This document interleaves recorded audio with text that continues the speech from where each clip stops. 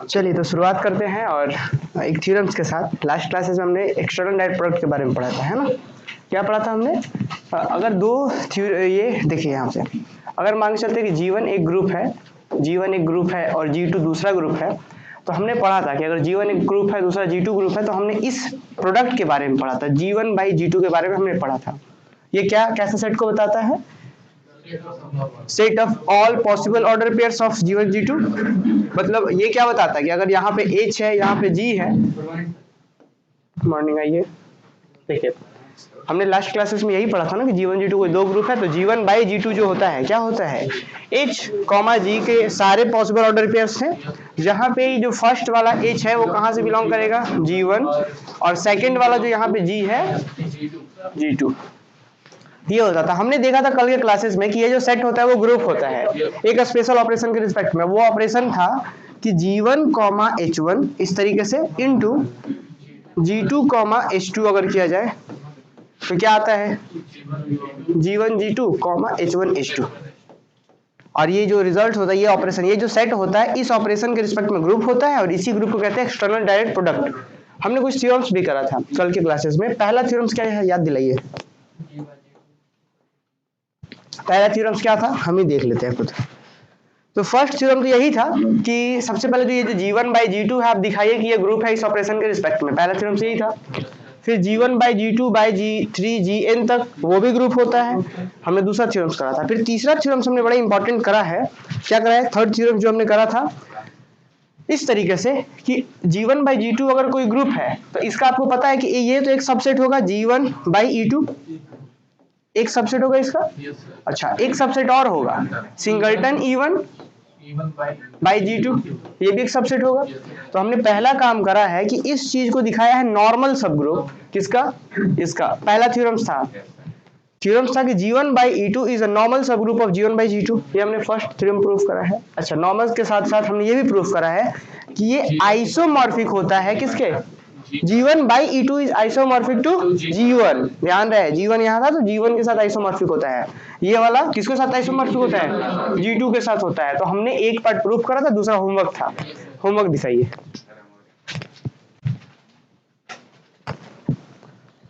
चलिए, जो ऑनलाइन में देख रहे हैं क्लासेस, होमवर्क कंप्लीट कर लिए हैं? क्योंकि 20 मार्क्स में आएगा तो आपको होमवर्क भी लिखना होगा। जो ये दूसरा पार्ट भी था, सिमिलरली वहां नहीं लिखेंगे हम लोग, सारा चीज तो सेम ही होता है। चलिए सही है। ये रफ कॉपी फेयर है? सही। आपका जी दिखाइए, कब लिखे हैं? घर में आज से, आज ही सुबह? चलिए बहुत सही है। सुधा आइसोमॉर्फिक टू दिस इज, ठीक है। ये दिखाना है तो हो गया 1 सही है। और बाकी लोग, आप लोग जी पीछे तीनों आए नहीं थे तो बिल्कुल समझ भी नहीं आया। अच्छा चलिए बहुत अच्छा, सब लोग बना लिए हैं। और आप शुभम और आप प्रियंका बनाए हैं? बनाए ही नहीं या बना नहीं?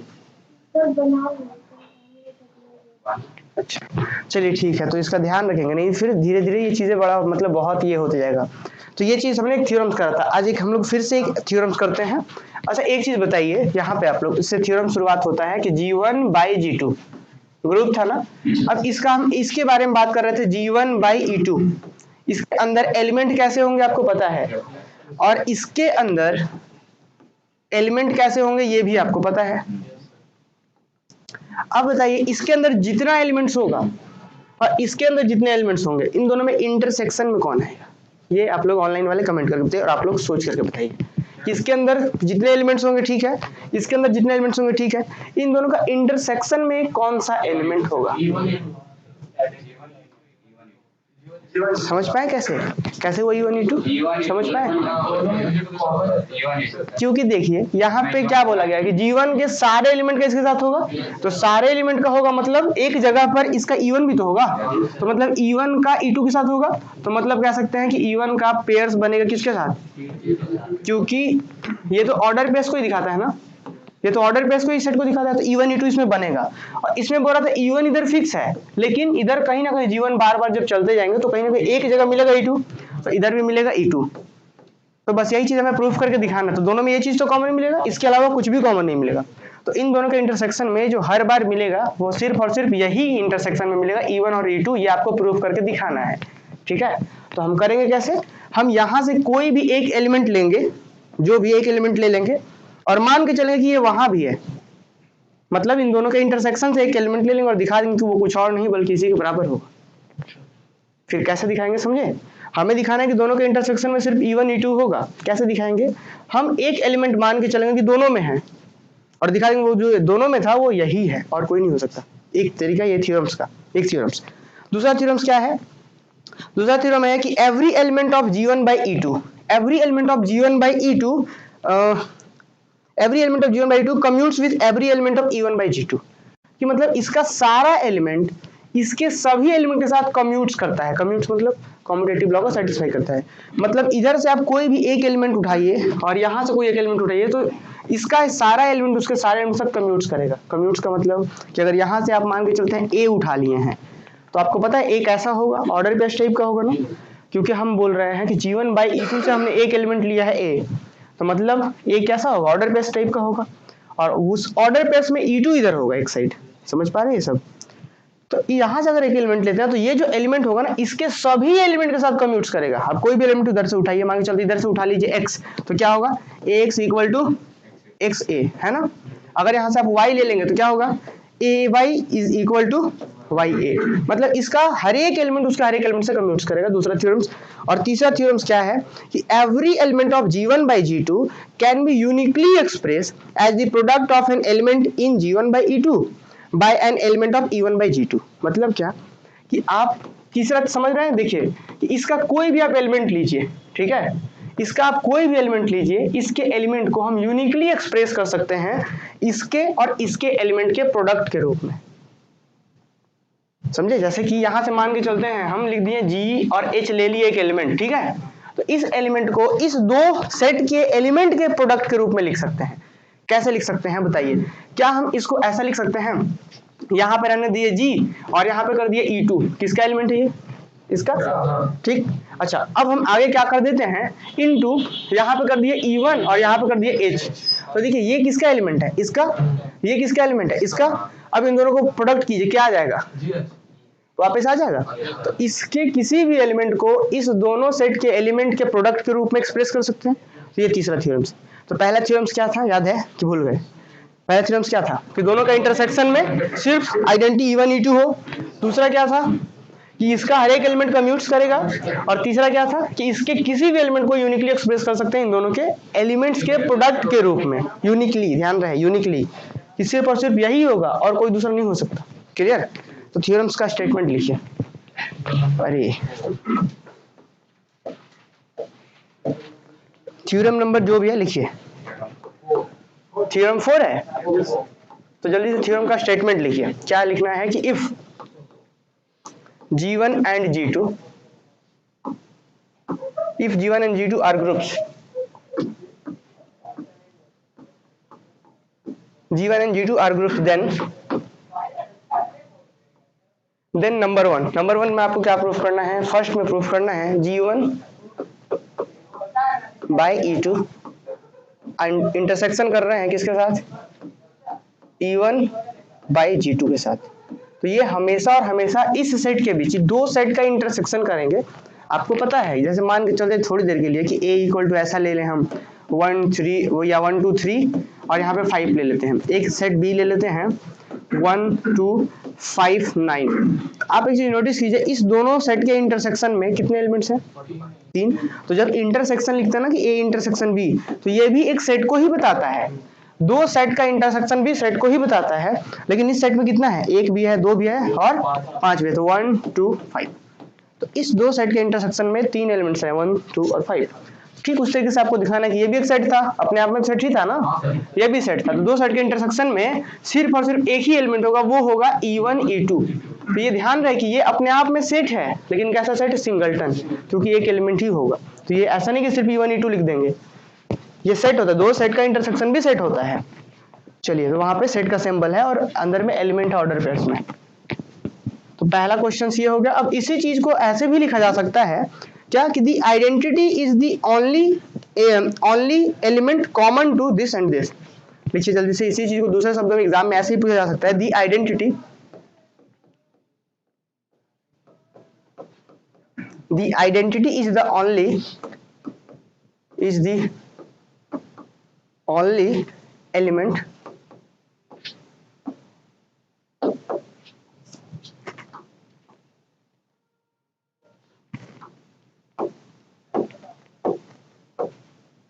common to G1 by E2 and E1 by G2। ठीक है, फर्स्ट क्वेश्चन कंप्लीट होता है। Second question, every element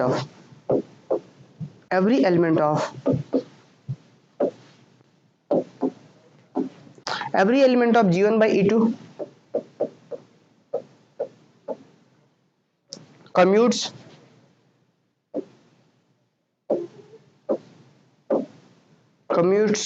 to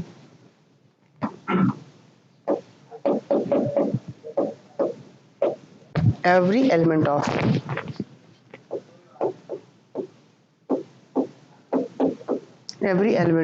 E1 by G2 चलिए second question complete.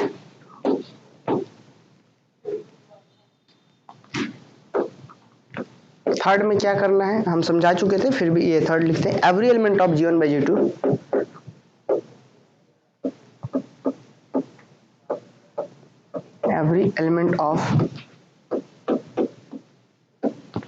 every element of G1 by G2 can be uniquely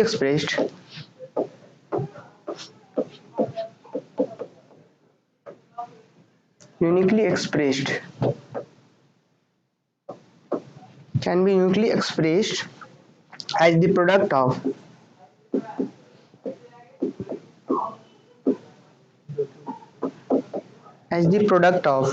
an element in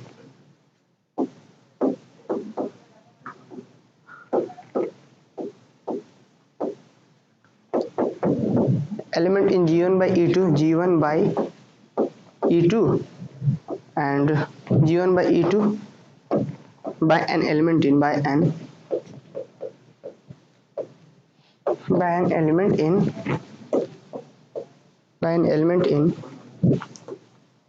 E1 by G2। ठीक है, और number fourth भी है एक theorems, G1 by G2 is isomorphic to G2 by G1। अच्छा, एक चीज आप लोग को पता है क्या, ये चीज बताइए, ऑनलाइन जो देख रहे हैं वे लोग भी और आप लोग भी बताइए। यहाँ पे G1 का कार्टेशियन प्रोडक्ट G2 के साथ, ठीक है, हम कार्टेशियन प्रोडक्ट के बारे में बात कर रहे हैं, और ऑब्वियस है कि G1 G2 सेट है तो कार्टेशियन प्रोडक्ट ही हम लोग निकाल रहे थे। तो G1 by G2 और G2 by G1 क्या दोनों सेम होता है? यस और no? G1 by G2 G2 by G1 क्या दोनों सेम होगा? कभी सेम नहीं होगा, क्योंकि इसके अंदर जो ऑर्डर पेयर्स होंगे उसके अंदर जो पहला एलिमेंट होगा G1 से आएगा, दूसरा एलिमेंट G2 से, और इसके अंदर जो होंगे पहला G2 फिर G1 से, तो दोनों बहुत अलग अलग है, समझ रहे हैं? तो वही चीज बोला गया कि ये G1 G2 आइसोमॉर्फिक होता है G2 G1 के। तो यहाँ पे 4 क्वेश्चन है टोटल, और क्वेश्चन लिख लीजिए, फिर हम लोग अगले पेजेस से प्रूफ में लिखेंगे। चलिए जल्दी से लिखिए। अरे ये क्या टच कर दिया, चलिए नहीं हो सकता है कि शुरुआत के 2 हो जाए, QR कोड से पेमेंट करने वाला है। चलिए आगे बढ़े।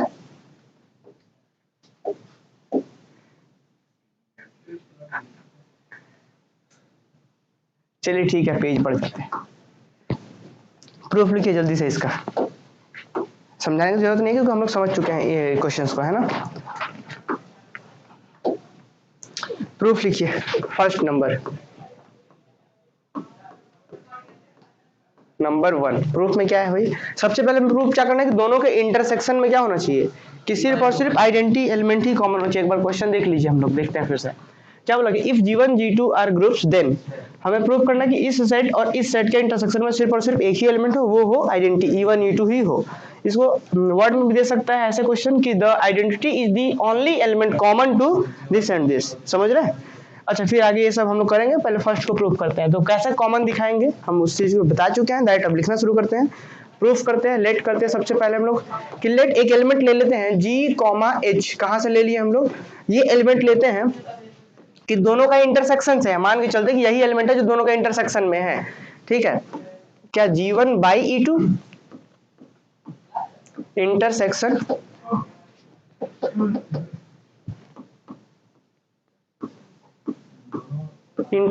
फिर यहाँ पे E1 और यहाँ पे G2। ये समझ पा रहे हैं कि हम इस इंटरसेक्शन में सिर्फ आइडेंटिटी कॉमन हो दिखाना था, हम ये एलिमेंट ले कि चलिए ये इसके अंदर है, ठीक। अब हम इसी को दिखा देंगे कि आइडेंटिटीज है। तो अगर ये एलिमेंट इसके इंटरसेक्शन में मतलब वो दोनों में हो, तो मतलब दिस इम्प्लाई दैट, क्या कह सकते हैं कि यहाँ पे जो G, H है वो किस में होगा? पहले वाले में होगा, तो G1 बाई E2 में होगा।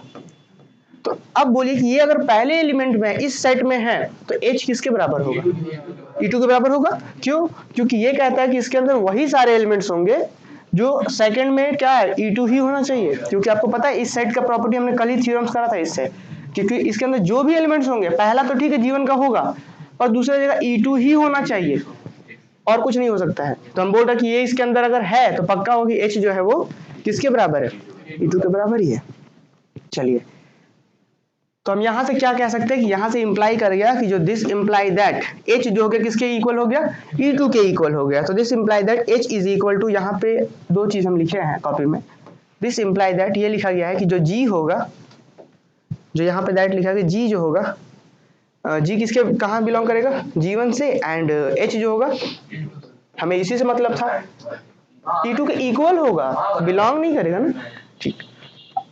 एंड फिर से वापस ये इसी में नहीं, इसमें भी तो बिलोंग करेगा। तो this imply that G, H जो होगा किस में बिलोंग करेगा? E1 बाई G2 क्या आएगा? तो दिस इंप्लाई दैट, अब बताइए यहां से फिर से वापस G कहां चला जाएगा? G is equal to E1। देख लीजिए, फर्स्ट इसमें तो पहला प्रॉपर्टी, इसका प्रॉपर्टी क्या था कि फर्स्ट में जो है वो E1 ही होना चाहिए, तो G E1 के बराबर हो गया, और क्या हो गया? H जो हो गया, आप इसको रिलेशन 1-2 मान सकते थे कि 1 देखिए बोल रहा था कि H बराबर E2 और G बराबर E1, दोनों को मिलाइए तो H की जगह पे कितना? E2 और G की जगह पे E1 वापस आ गया। तो हम फाइनली कह सकते हैं, तो देयरफॉर हम एक लाइन यहाँ पे लिखेंगे, देखिए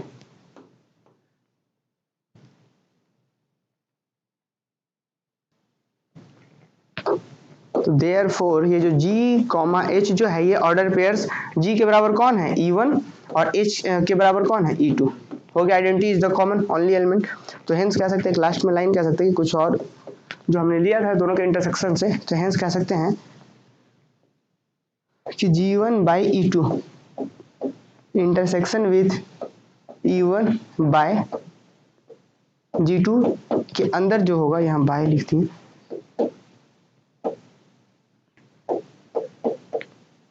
इसके अंदर सिर्फ और सिर्फ एक ही एलिमेंट आइडेंटिटी कॉमन होगा, वो होगा E1 E2।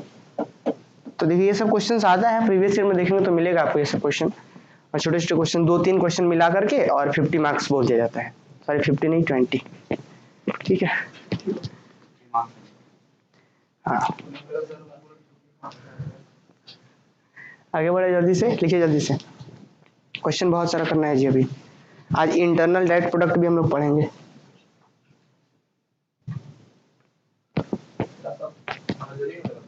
हाँ जी, क्यों?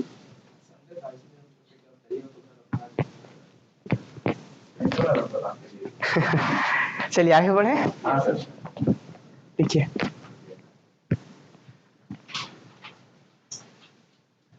एक दिन हम सोच रहे हैं ना कि दिन भर में 4 घंटे का क्लास ले, क्या कहते हैं?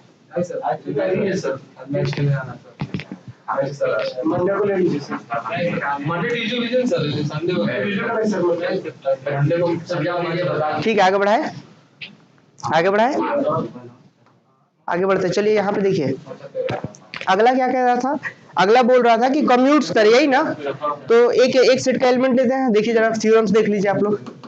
यहाँ पे देखिए क्या बोल रहा था, ये कह रहा था कि एवरी एलिमेंट ऑफ दिस, कि इसका हर एक एलिमेंट इसके एलिमेंट साथ कम्यूट्स करे, मतलब इसका कोई एलिमेंट लीजिए और इसका कोई भी ले लीजिए, तो a B equal to b आ जाएगा। तो वही चलिए हम लेते हैं दो एलिमेंट। तो ध्यान में चलिए लेते हैं कि लेट नंबर 2 प्रूफ में कि लेट हम एक एलिमेंट लेते हैं G1, E2। ये कहाँ का एलिमेंट है बताइए, तो ये कहाँ का एलिमेंट है? तो this belongs to G1 by E2 अच्छा एक एलिमेंट और लेते हैं एंड, दूसरा एलिमेंट लेते हैं हम E1 और यहाँ पे चलिए G2 ले लेते हैं। तो ये कहाँ का ले लिया हम, सिंगलटन E1 बाई G2। अच्छा आगे बढ़ते हैं और अब हम क्या देन, तो यहाँ पे देखिए G1 E2 ले लिए और यहाँ पे E1 G2, ठीक है। तो ये किसके बराबर होगा बताइए, G1 E1 होगा। ये पहला पहले के साथ तो यही पढ़े थे ना आपने, G1 E1 फिर E2 G2 comma E2 G2। अब बताइए आपको आइडेंटिटी की प्रॉपर्टी पढ़े थे आप लोग, क्या पढ़े थे कि अगर कोई एक एलिमेंट A है और आइडेंटिटी E है तो आइडेंटिटी को आप इधर से ऑपरेट कीजिए तो क्या आएगा, यही आएगा। या फिर इसी चीज को E A भी तो लिख सकते थे, तो A E को हम EA भी तो लिख सकते हैं। तो क्या हम ऐसा लिख सकते हैं यहाँ पे G1 E1 जो है E1 G1 लिख सकते हैं। तो हम इसको लिख देते हैं E1 और यहाँ पे G1 फिर कॉमा यहाँ पे G2 E2। वापस कल ही समझाए थे कि हम प्रोडक्ट से वापस फिर ऑर्डर पेयर्स में अलग अलग ला सकते हैं। तो E1 के साथ क्या बन जाएगा G2, तो क्या बनेगा E1 के साथ G2, एक ऑर्डर पेयर फिर इनटू क्या G1 के साथ E2। क्या ये बात समझ पाए, वापस मल्टीप्लाई कीजिए क्या आएगा E1 G1 आ गया, फिर G2 E2 यहाँ आ गया। तो देखिए यहाँ से जैसे G1 E2 पहले था G1 E2 बाद में हो गया, मतलब A B था B A हो गया, तो कम्यूट्स कर गया ना इसका उसके एलिमेंट के साथ। तो हम यहाँ पे सेकंड भी प्रूफ होता है, तो 10 कह सकते हैं हम लोग। यहाँ पे एक लाइन लिख लेंगे 10 कि हमने यहाँ पे G1 E2 लेकर के चला और साथ में हम E1 G2 मल्टीप्लाई किए, तो ये बराबर है किसके E1 G2 बाद वाला पहले हो गया और G1 E2 हो गया इधर, ठीक है। तो हम कह सकते हैं ना कि hence every element of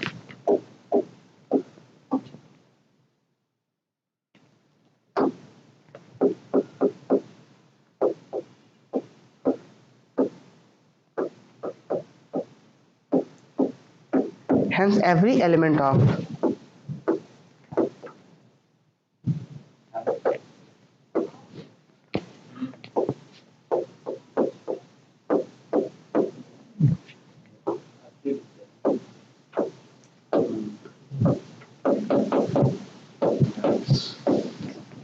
every element of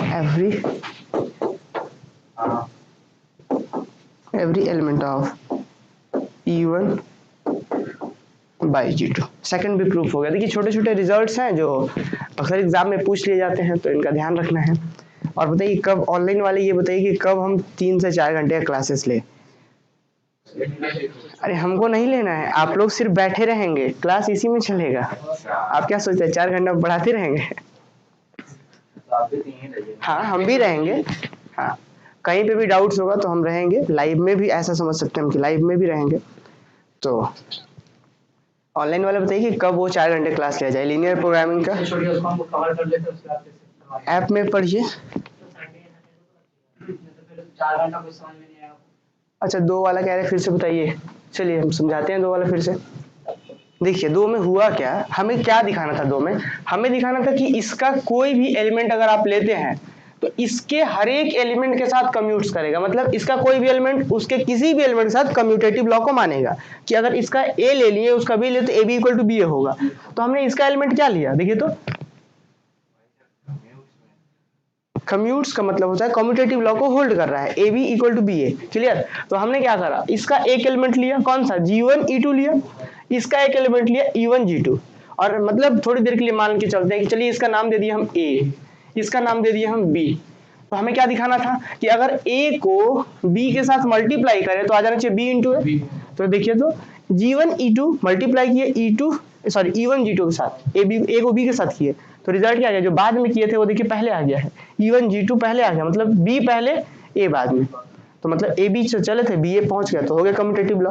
तो इसका एक एलिमेंट जो लिए कोई भी एलिमेंट हो सकता था, तो उसके हर एक एलिमेंट के साथ कम्यूट कर रहा है।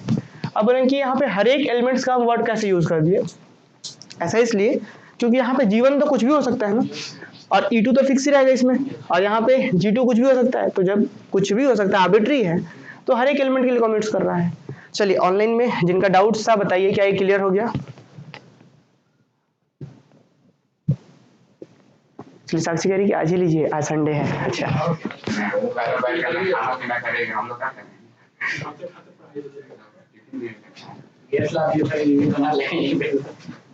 अच्छा, हाँ पहले जो कोचिंग वो वाला था ना, ऊपर वाला, तो उसके नीचे था गैस। ठीक है, आगे बढ़ते हैं हम लोग। नंबर थर्ड चलिए करते हैं। थर्ड में क्या कह रहा था बताइए तो। थर्ड में कह रहा था कि G1/G2 के किसी भी एलिमेंट को आप लीजिए, उसको आप प्रोडक्ट के रूप में एक्सप्रेस कर सकते हैं यूनिकली। किसके प्रोडक्ट के रूप में? G1 E2 और E2 G1, जो दो साइड था उसके प्रोडक्ट के रूप में, हाँ यूनिकली एक्सप्रेस कर सकते हैं। ठीक है, चलिए आज बसंत नहीं है, क्या है? अच्छा, आज उनको काम रहता है ना संडे को। चलिए ठीक है, तो जल्दी से लिखिए number 3, proof number 3। Proof number 3 में लिखिए जल्दी से कि late G1G2 belongs to G1/G2। ठीक है, then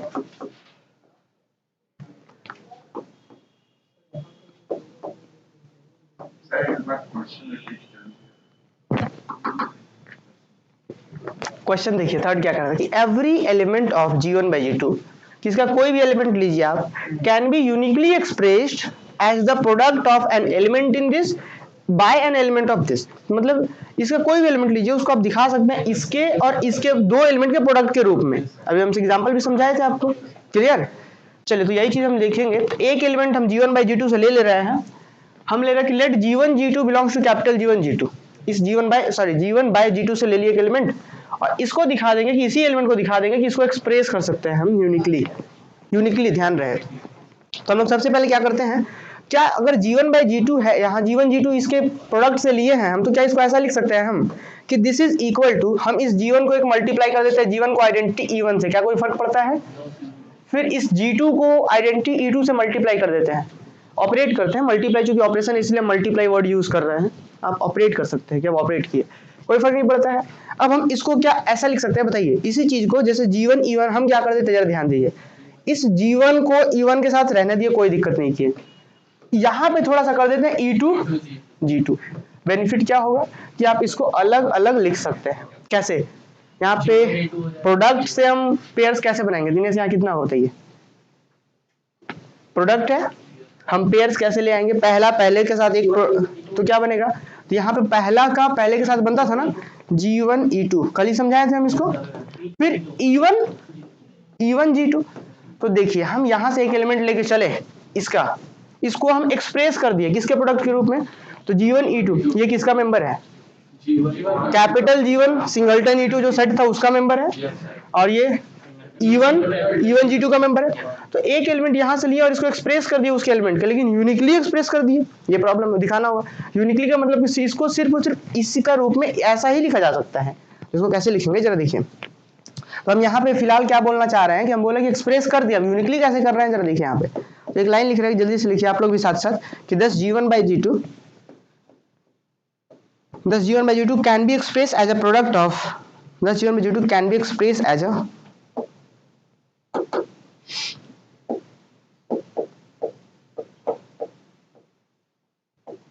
expressed as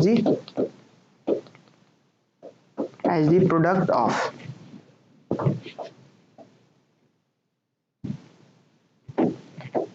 as the product of, ठीक है, as the product of a member of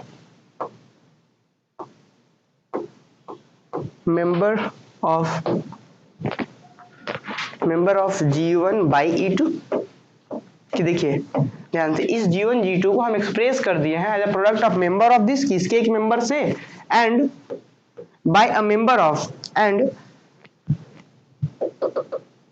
product of by a member of this by member of E1 single यहाँ पे G2, ऐसे इसके दोनों के प्रोडक्ट के लिखे। नाउ चेक फॉर यूनिकनेस, कि इसको सिर्फ और सिर्फ ऐसा ही लिखा जा सकता है, हम यूनिकनेस चेक करना चाह रहे हैं। Now check for uniqueness. Uniqueness का मतलब क्या समझते हैं?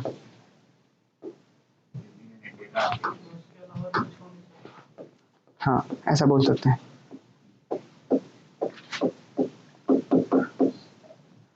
Uniqueness, now check for uniqueness.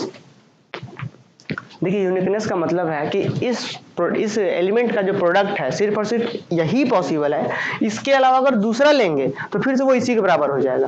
तो हम चलिए मान के चलते हैं थोड़ा सा कि if possible let there be another representation. If possible क्या यदि संभव है तो चलिए मान के चलते हैं कि दूसरा है। इफ पॉसिबल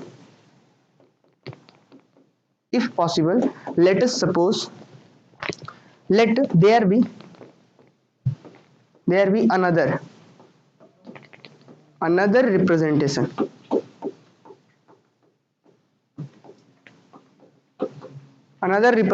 ठीक है। G1 G2 का अनदर रिप्रेजेंटेशन है, मान के चलते हैं H1 E2 फिर यहाँ पे E1 H2। यहाँ पे समझेंगे, यहाँ पे थोड़ा सा हम टाइम देना चाह रहे हैं कि यहाँ पे हो क्या रहा है, हम क्या करना चाह रहे हैं। जरा देखिए यहाँ पे ये कहाँ पे डाउट है बताइए। लेट है, अब बोल भी तो रहे थे, ठीक। देखिए जरा ध्यान से, इस G1 G2 को हम लोग किसके एलिमेंट के प्रोडक्ट के रूप में लिख रहे हैं, तो इस एलिमेंट के G1/E2 के और इसके एलिमेंट के प्रोडक्ट के रूप में लिख रहे हैं। और क्वेश्चन में बोला गया था कि आप इसके प्रोडक्ट के रूप में लिख सकते हैं, लेकिन यूनिकली लिख सकते हैं, मतलब एक एलिमेंट इसका एक एलिमेंट इसका, और वो यूनिक एलिमेंट होने चाहिए दोनों के, मतलब उसके अलावा इसका कोई और एक्सप्रेशन नहीं होगा। तो हम चलिए थोड़ी देर के लिए मान लेते हैं कि G1 G2 का जो दूसरा एक्सप्रेशन है, मान के चलते हैं क्या है, H1 E2 इसका पहला एलिमेंट और दूसरा एलिमेंट है E1 H2, दोनों का एलिमेंट है। अभी भी दोनों का एलिमेंट के प्रोडक्ट के रूप में इसको लिख रहे हैं, लेकिन आप चलिए इसको थोड़ा सा सॉल्व कीजिए। तो जब आप सॉल्व करेंगे तो क्या हो जाएगा, आ जाएगा, जरा बताइए। तो H1 E1 आएगा, फिर E2 H2 आएगा, फिर फाइनली थोड़ा सा और सॉल्व करेंगे हम लोग तो क्या आएगा बताइए। फाइनली थोड़ा और सॉल्व करेंगे तो क्या आ जाएगा, सीधा सीधा H1 आएगा, दोनों का ऑपरेशन, फिर H2 आएगा। अब बताइए G1, तो दैट इज हम कह सकते हैं कि G1 और G2 बराबर हो गए H1 H2 के। तो इसका मतलब दो ऑर्डर पेयर्स बराबर कब होते हैं, अपने सेट थ्योरी में पढ़ा होगा, कब, जब पहला एलिमेंट पहले के बराबर हो, दूसरा एलिमेंट दूसरे के बराबर। तो देखिए इसका अनदर एक्सप्रेशन लिए हम, अनदर में क्या था, G1 जो था वहां H1 लिए, इसके जगह H2 लिए, लेकिन फाइनली हम लास्ट में कह पाए क्या कि जो G1 जो है वो तो H1 के बराबर आ गया और G2 जो है वो तो H2 के बराबर आ गया। तो मतलब कुछ नहीं हो सकता, इसका सिर्फ और सिर्फ यही होगा, मतलब H की जगह पे। समझ पा रहे हैं? चलिए जो ऑनलाइन देख रहे हैं वे लोग कमेंट करके बताइए। तो दिस रिप्रेजेंटेशन इज, तो देयरफॉर हेंस रिप्रेजेंटेशन 1, यहाँ पे इसको हम ये रिलेशन नंबर 1 मान लेते हैं कि hence representation 1 is, hence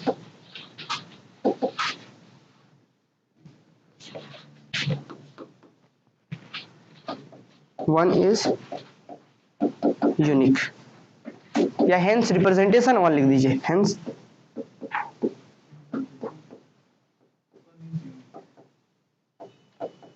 hence representation 1 is unique. जल्दी से लिखिए।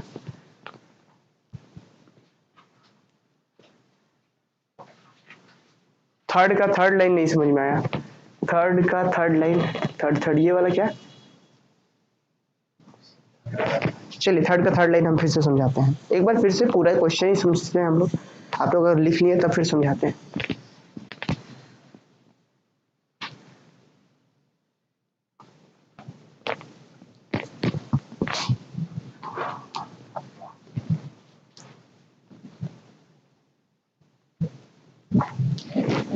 बढ़े आगे देखिए,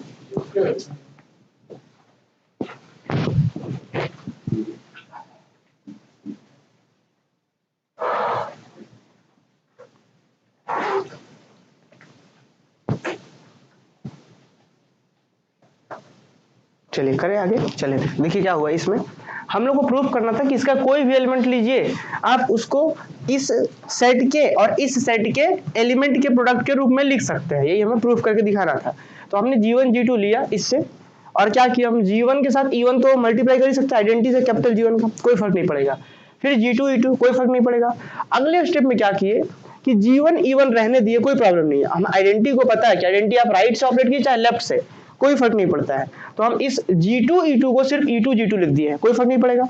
अच्छा हम क्यों किए, ताकि हम इसको कैसे अरेंज कर पाए, पहला का पहले के साथ ऑर्डर पेयर्स बना ले, E1 G2 के साथ बना ले, अब दोनों को प्रोडक्ट कीजिए, वापस यहाँ पहुंच जाएंगे, ठीक है। तो हम यहाँ से यहाँ पहुंच गए। अब देखिए इस G1 G2 को हम ऐसा लिख दिए, मतलब प्रोडक्ट में तो एक्सप्रेस कर पाए, ये एलिमेंट कहाँ का है, यहाँ का, ये एलिमेंट यहाँ का है, तो प्रोडक्ट के ग्रुप में एक्सप्रेस कर पाए, बट यूनिकली एक्सप्रेस कर पाए, ये चेक करना था। तो हम मान लिया कि चलिए G1 G2 का ये नहीं कोई दूसरा है, तो G1 G2 का कोई दूसरा रिप्रेजेंटेशन है H1 E2 E1 H2। अच्छा भाई जैसे हमने ये रिप्रेजेंटेशन माना तो देखिए क्या होगा, अब मल्टीप्लाई कीजिए, H1 E1 आ गया, E2 H2, फिर वापस भाई आइडेंटिटीज है, आप समझ रहे हैं ना कि जब एलिमेंट है तो आइडेंटिटी H1 हो जाएगा या H2 हो जाएगा। तो देखिए तो G1 G2 H1 H2 के बराबर हो गया। तो इसका मतलब है जब दो ऑर्डर पेयर्स जब भी बराबर होते हैं तो पहला पहले के बराबर, दूसरा दूसरे के बराबर, तब तो फिर G1 H1 के बराबर हो गया और फिर G2 H2 के बराबर। मतलब जो आपने इसका अलग रिप्रेजेंटेशन मान लिया, कौन सा रिप्रेजेंटेशन आपने माना, H1 E2, तो H1 E2 नहीं है, वो H1 की जगह तो G1 है, तो वो G1 E2 है। आपने जो इसका अलग रिप्रेजेंटेशन माना H1 E2, वो कुछ और नहीं बल्कि यहाँ से G1 E2 है और यहाँ E1 G2 है। देखिए वापस तो फिर से वही पहुंच गया। तो क्या कह सकते हैं, हेंस रिप्रेजेंटेशन 1 इज यूनिक। समझ पाए। अगला एक क्वेश्चन बचता है नंबर 4, जल्दी से लिखिए। चलिए ऑनलाइन समझ में आ गया, बताइए लोग, सभी लोग, चलिए अब को क्लियर हो गया। ठीक है आगे बढ़ते हैं, नंबर 4 था, फोर्थ नंबर देखिए। फोर्थ में क्या करना था, हमें दिखाना था कि G1 by G2 isomorphic to G2 bye G1, ये हमें आइसोमॉर्फिक दिखाना है, ठीक है ना। तो आइसोमॉर्फिक दिखाने के लिए हम लोग क्या करेंगे, सबसे पहले तो फंक्शन डिफाइन करेंगे, ये चीज इसके आइसोमॉर्फिक है। आइसोमॉर्फिक का डेफिनेशन याद कीजिए कि F जो कि G से G डैश की बात कर रहे हैं, F G से G डैश में अगर F ये फंक्शन हो, आइसोमॉर्फिज्म है, तब इस केस में बोलते थे G is isomorphic to G dash. तो मतलब इससे अगर इसके आइसोमॉर्फिक कहना है तो एक फंक्शन ढूंढिए, आप उस फंक्शन को आइसोमॉर्फिज्म दिखाइए। तो मतलब हमें दिखाना है कि ये चीज, ये सेट इस सेट के आइसोमॉर्फिक है, तो हम एक ऐसा फंक्शन ढूंढना चाहेंगे जो फंक्शन G1 बाय G2 से जाए कहाँ, G2 बाय G1 में, और ये फंक्शन आइसोमॉर्फिज्म हो जाए। और अगर ये फंक्शन आइसोमॉर्फिज्म हो गया तो कह पाएंगे हाँ ये चीज इसके आइसोमॉर्फिक है। समझ पाए। तो क्लियर ये। तो हम लोग सबसे पहले क्या करेंगे, यहाँ शुभम समझ में आया। हाँ बिल्कुल, आइसोमॉर्फिक का ये सिंबल है, ये भी हो सकता है आइसोमॉर्फिक की जगह पे सिर्फ इतना भी होता है आइसोमॉर्फिक।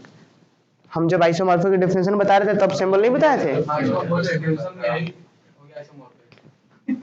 हाँ चलिए यहाँ पे समझ पाए आप लोग आइसोमॉर्फिक का। तो बस यहाँ पे चलिए शुरू करते हैं और कंप्लीट करते हैं। तो एक हम क्या, चूंकि इसे इसका आइसोमॉर्फिक दिखाना है तो हम एक फंक्शन ढूंढेंगे यहाँ पे फाई, जो कि यहाँ से यहाँ डिफाइंड हो, और फिर उसे क्या वेल डिफाइंड 1 1 1 2 दिखाना है। तो ये हम सिर्फ फंक्शन कंसिडर करेंगे, क्योंकि फंक्शन वेल डिफाइंड हो, हम 1 1 1 2 दिखा दें तो वेल डिफाइंड हो जाएगा, और फिर उसे दिखाएंगे क्या, प्रिजर्व कंपोजिशन। चलिए इन सभी चीजों को दिखाते हैं कैसे, नंबर 3 में बात करते हैं, 4th ना। चलिए नंबर 4 हम डायरेक्ट आंसर लिख रहे हैं, तो लिखिए जल्दी से, define a mapping. Define a mapping, आप लोग क्वेश्चन उम्मीद है लिख ही लिए होंगे सब लोग। डिफाइन अ मैपिंग, एक मैपिंग एफ डिफाइन करते हैं, जरूर नहीं कि हर बार फाई ही हो। और कहां से कहां जाएगा ये, G1 G2 से G2 G1, तो G1 बाई G2 से कहां जाएगा, G2 बाई G1। इसका मतलब ये होता है कि यहाँ का एलिमेंट देंगे इस F के अंदर तो वहां का एलिमेंट देना चाहिए। तो हम अभी सिर्फ कर रहे हैं कि डिफाइन अ मैपिंग, यहां से यहां तक। और ये मैपिंग कैसे डिफाइन कर रहे हैं, डिफाइन अ मैपिंग F यहां से यहां बाय, कैसे डिफाइन कर रहे हैं, बाय। अच्छा हाँ चलिए बताइए, सिर्फ शुभम को ये पता चल पाया जी। चलिए बाय क्या कर सकते हैं हम लोग,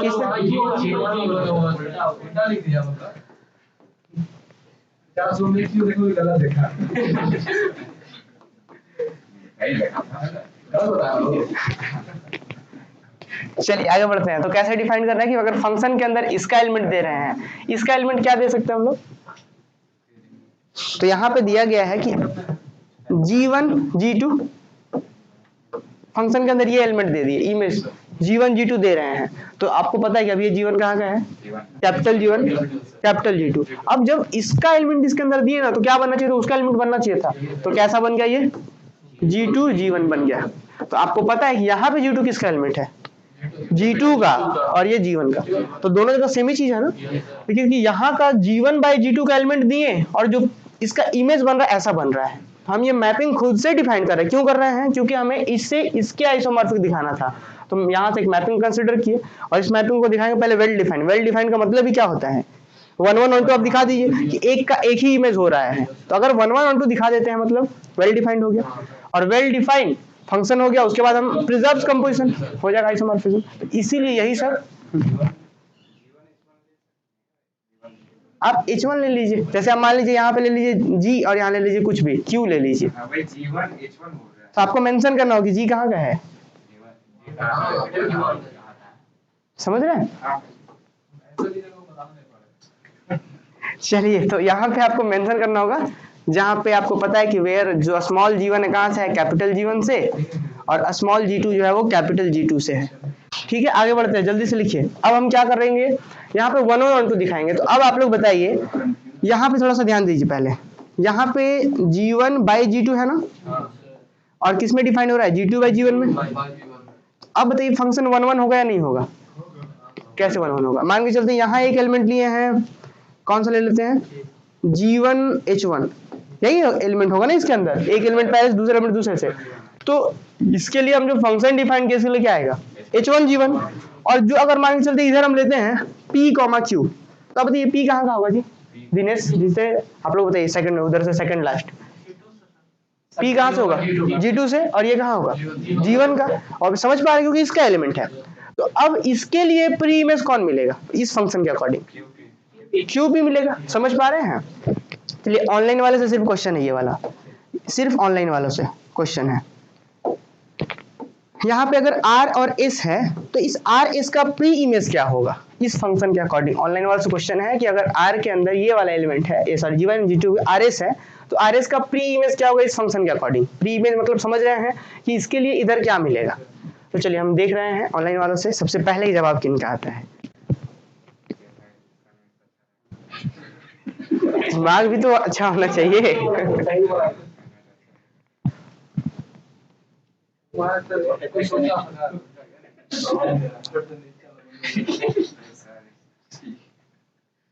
SR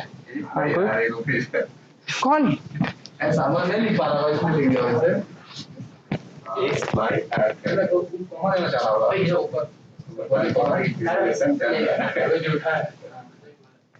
चलिए सही है, SR होगा, हाँ गुड। तो यहाँ पे क्या होगा, जो भी RS है तो उसका क्या होगा, SR होगा। हम बस ये चेक करना चाह रहे थे आप लोगों को समझ आ रहा है कि नहीं आ रहा है, ठीक है। तो आप समझ रहे हैं कि इससे इधर जो होगा उसका उधर मिल जाएगा, उधर जो होगा तो इधर भी, मतलब 1 1 भी और ऑन 2 भी है। तो इसको हम इतना लिखेंगे नहीं, आप चाहे तो प्रूफ कर सकते हैं, हालांकि कोई प्रॉफिट नहीं, तो दैट लिख रहे हैं obviously F is 1 1 and on 2, ठीक है, क्योंकि जब भी आएगा तो ये 4 5 एक साथ आएगा। तो लिखिए obviously F is 1 1 and on 2, obviously F is, आप लोग दिखा भी सकते हैं, हम लोग इससे पहले भी बहुत बार दिखाया 1 1 और 2, तो आप लोग दिखा भी सकते हैं आप अगर चाहते हैं तो। ऑब्वियसली F इज 1 1, प्रॉब्लम होगा कि अगर यही क्वेश्चन अकेले 10 मार्क्स में आ गया तो फिर कोई दिक्कत नहीं है। अगर यही अकेले क्वेश्चन 10 मार्क्स में आ गया तो ऑब्वियसली लिख देंगे, तब फिर आपको दिखाना पड़ेगा ऑब्वियसली 1 1 ऑन 2। अब इसके बाद क्या दिखाना है हमें,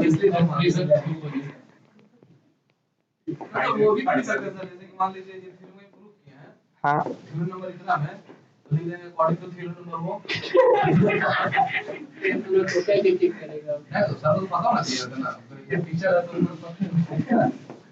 H1 H2 यहाँ पे कंप्लीट कर लेते हैं हम लोग पहले। देखिए अब क्या दिखाना है, प्रिजर्व्स कंपोजिशन ना। तो प्रिजर्व्स कंपोजिशन के लिए हमने क्या करा, एक एलिमेंट यहाँ से ले लिए, मतलब 2 एलिमेंट यहाँ से लिए हैं और दिखाएंगे। जैसे ए बी लेते थे ना, तो F of A B equal to F of A B अलग अलग बढ़ता है, तो वही चीज हम यहाँ पे दिखाने वाले हैं। चलिए जल्दी से आगे बढ़ते हैं हम लोग, लिखिए। तो हम चलना शुरू करते हैं कहाँ से,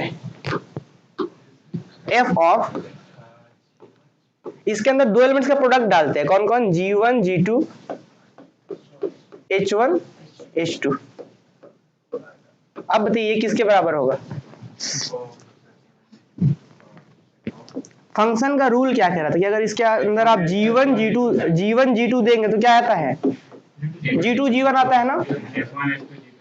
तो अब जो भी देंगे तो वो क्या करता है, रिवर्स कर देता है ना।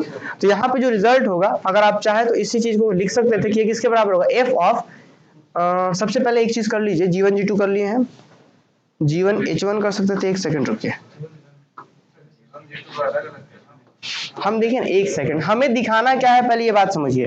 हमें इसके बराबर किसे दिखाना है कि हमें दिखाना है कि f of g1 g2 comma into में f ऑफ h1 h2 ऐसा हो जाना चाहिए था। तो कैसे दिखाएंगे जरा देखिए हम लोग इस चीज को दिखाने के लिए सबसे पहले अभी डिस्ट्रीब्यूटिव नहीं लगाते, अभी इस फंक्शन का प्रोडक्ट बाद में लगाएंगे। पहले क्या कर लेते हैं, इसको अंदर में काम कर लेते हैं। तो क्या हम इसको ऐसा लिख सकते हैं, देखिए तो हम इसको g1 को h1 के साथ कर सकते हैं, g1 h1 comma g2 h2 कर सकते हैं कि नहीं, ये तो कर सकते हैं। अब बताइए अब ये फंक्शन क्या कहता था, अब ये जो भी एलिमेंट है वो कहाँ का है, कैपिटल G1 का है, g1 h1 दोनों का प्रोडक्ट। डायरेक्ट दिक्कत है, डायरेक्ट आप नहीं कर सकते क्योंकि आपको पता ही है ना कि जैसे ये G1 का होना चाहिए था और ये G2 का होना चाहिए था, तब जाके उल्टा करता है वो, लेकिन ये तो अपने आप में दोनों का था। तो अब इसमें करते हैं हम लोग, देखिए क्या कर लेंगे, इसको ये बराबर हो किसके, G2 H2 comma G1 H1 के। क्या ये बात समझ पाए, यहाँ पे ये किस अंदर में एलिमेंट डाले हैं G1 बाई G2 के और बाहर दिया G2 बाई G1 के एलिमेंट दे दिया। अब इसको फिर वापस हम कर सकते हैं, क्या कर सकते हैं इसके साथ, हम कर सकते हैं G2 G1 बना लिए, फिर इनटू H2 H1 बना लिए। अब देखिए अब इसको फिर अकॉर्डिंग टू फंक्शन क्या कह सकते हैं, वापिस इसको हम फंक्शन ऑफ G1 G2 लिख सकते हैं। समझ पाए, क्योंकि वापस कीजिए ना इसको फंक्शन का फिर से लगे तो वापस यही पहुंच जाएंगे आप। तो ये है तो ये लिख सकते हैं और फिर वापस यहाँ पे क्या लिख सकते हैं, f ऑफ h1 h2 कि यही हमें प्रूव करना था। तो देखिए तो क्या लिख सकते हैं कि हेंस चारों नहीं, यहाँ पे तो हम सिर्फ इसके बारे में बात कर रहे थे, G1 बाई G2 जो हो गया is isomorphic to G2 by G1। हाँ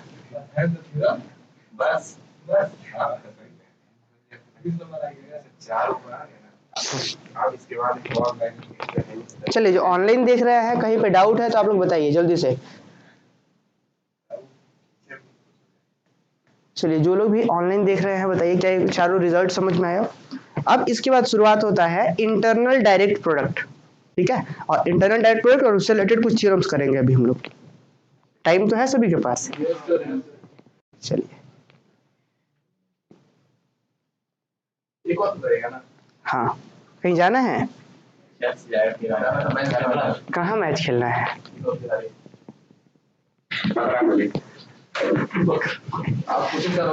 नहीं नहीं अगर यहाँ गोल्फ ग्राउंड में खेलेंगे तो हम भी चलेंगे।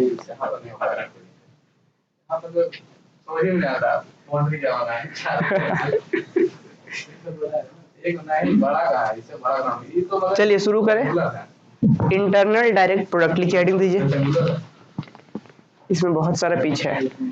चलिए बहुत अच्छा, ठीक है। तो देखिए ध्यान से, हम ऑनलाइन वालों के लिए एक सजेशन दे रहे हैं, आप लोगों के लिए भी है, आप लोग सुनते थोड़ा कम है तो इसलिए ऑनलाइन वाले बहुत ज्यादा इस चीज का ध्यान रखते हैं। तो ऑनलाइन वालों के लिए ये है कि देखिए प्रैक्टिस करते रहना है, VBU के लिए खास करके, क्योंकि एग्जाम आप लोग का VBU में आप लोग का थोड़ा सा मार्च तक जाएगा एग्जाम, लेकिन उन लोग का फरवरी में होगा, ठीक है, हाँ कंफर्म है, श्योर है कि फरवरी में एग्जाम होगा, तो प्रैक्टिस करते चलना है, ठीक है। ऐसा नहीं कि अभी थ्योरम्स पढ़ लिए तो फिर अलग से टाइम मिलेगा, नहीं, जिस दिन एग्जाम होगा उसके 2 दिन पहले तक क्लास चलता रहेगा, ठीक है। तो ध्यान रखना है, तो सिलेबस साथ साथ रिवीजन करते चलेंगे। इंटरनल डायरेक्ट प्रोडक्ट लिखिए जल्दी से,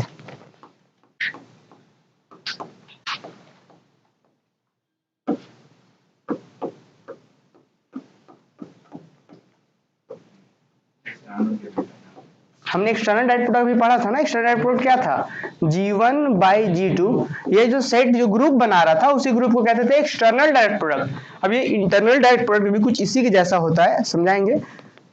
डेफिनेशन लिखिए समझ हमारे साथ साथ, let suppose H and K are subgroup of a group G, इसका definition, suppose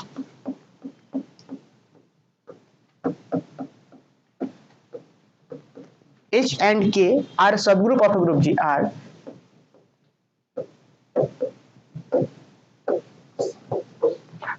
subgroup of a group G.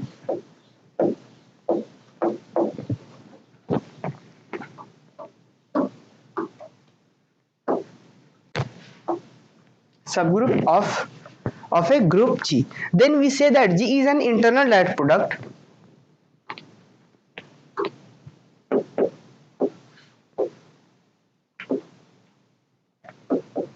then we say that G is an internal direct product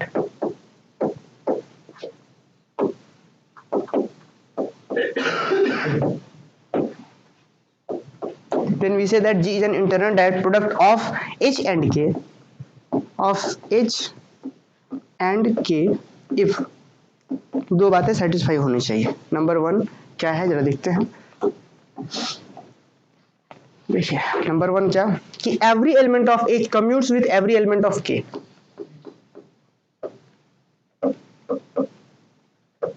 every element of H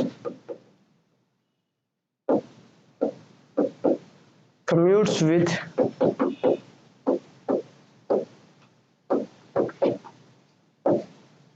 every element of H, every element of K, that is KH is equal to HK। समझाएंगे इसके बारे में, पहले दूसरा condition जो है उसको भी लिख लीजिए। एरी में every element of G is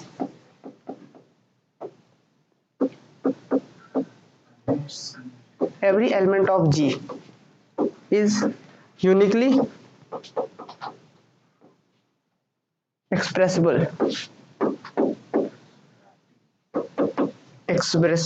and expressible as an product of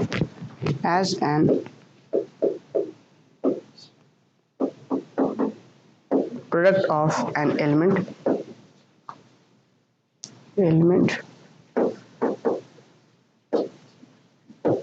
element of H by an element of K।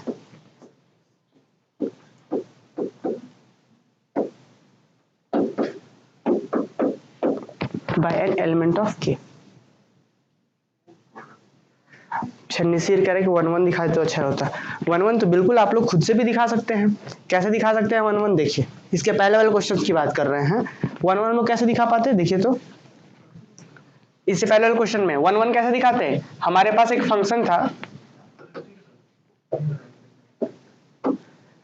Function था f जिसमें अगर हम g1 g2 डाल रहे थे तो क्या आ रहा था g2 g1 आ रहा था, यही ना आ रहा था। हमें इस फंक्शन को दिखाना था 1-1 के लिए क्या करते थे, दो एलिमेंट का इमेज सेम मानते थे। तो चलिए हम मान लेते हैं कि g1 और g2 एक एलिमेंट है कहाँ का, g1 बाई g2 का, और इसका इमेज बराबर है किसके, एक दूसरे एलिमेंट कौन सा लेते हैं h1 h2, इसके इमेज के बराबर है। यही चीज समझ पा रहे, ये कहाँ g1 g2 कहाँ का एलिमेंट है। देखिए ये जो फंक्शन कहाँ था, ये कहाँ था, ये g1 बाई g2 से कहाँ पे था g2 बाई g1। आप लोग का ये होमवर्क रहा, चलिए उसमें कंप्लीट करेंगे। 1-1 और 2 भी दिखाएंगे, अब ऑब्वियसली नहीं लिखेंगे। अब तो कैसे करेंगे, यहाँ से था डिफाइन, तो हम कैसे 1-1 दिखाते हैं कि इमेज सेम माने इसका दो एलिमेंट लिए, g1 g2 इसी का एलिमेंट है और h1 h2 भी इसी का एलिमेंट है, दो एलिमेंट का इमेज सेम माने। अब क्या दिखाना होता है कि ये सेम होना चाहिए था। तो दिस इंप्लाई दैट हम क्या किए, अब इसका इमेज क्या होगा, g2 g1 होगा और इसका इमेज क्या होगा, h2 h1 होगा। अब बताइए एक बात, इसका मतलब क्या होता है, इसका मतलब ये हो गया कि g2 जो है वो h2 के बराबर और g1 जो है वो h1 के बराबर। तो जब ये चीज बराबर हो गया, जब ये दो एलिमेंट आपस में बराबर है, तो इन दोनों से जो भी ऑर्डर पेयर्स बनाइए सेम ही तो होगा। तो हम एक ऑर्डर पेयर्स बनाते हैं तो हम लिख सकते हैं कि हेंस, इससे हम बनाते हैं g1 g2 एक ऑर्डर पेयर्स बना दिए। g1 के बराबर कौन था, h1 था, तो g1 की जगह पे आप रख देते हैं h1 और ये g2 की जगह पे h2।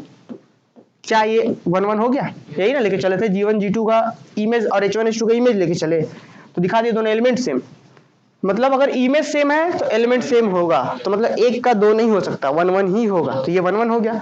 ऑन टू के लिए आप कोई भी लेंगे तो ऑन टू कैसे दिखाएंगे, ऑन टू कैसे दिखाते हैं, इसमें हम लोग ले लेते हैं कि let any g2 g1 belongs to कहाँ, g2 बाय g1। यहां से कोई भी एक एलिमेंट ले लिए तो हम कह सकते हैं then there exist g1 by g2 in किसके अंदर, g1 बाई g2। और इस तरीके से होगा सच दैट, देखिए ध्यान से हम क्या बोले कि लेट एनी, हम कोई भी एक एलिमेंट लिए यहां से तो उसके लिए हमारे पास एक मिल जा रहा है ना g1 बाई g2 इसके अंदर, और इस तरीके से मिल रहा है कि जैसे इसके ऊपर इमेज डालेंगे कि f ऑफ g1 g2 जैसे ही डालेंगे तो क्या आ जाएगा, ये आ जाएगा g2 g1। तो देखिए तो हमने g2 बाई g1 से जो भी एलिमेंट है उसका प्री इमेज मिल रहा है। तो ऑन टू भी हो गया। तो चलिए निसीर के लिए था ये, और निसीर ये देख लीजिए कैसे हुआ। ठीक है, चलिए इसको हम सेव कर दे, क्या सेव होता है क्या ये?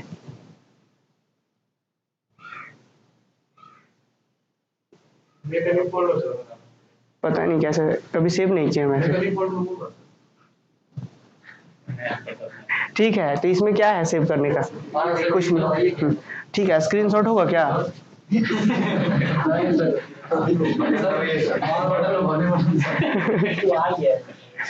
चलिए हो गया, आगे बढ़ते हैं जल्दी से। तो इसमें पावर बटन कहाँ है जी? ऑफ हो जाएगा फिर। चलिए आगे बढ़ते हैं, अगला थ्योरम्स करते हैं हम लोग। पहले इंटरनल डायरेक्ट प्रोडक्ट समझते हैं हम लोग क्या है।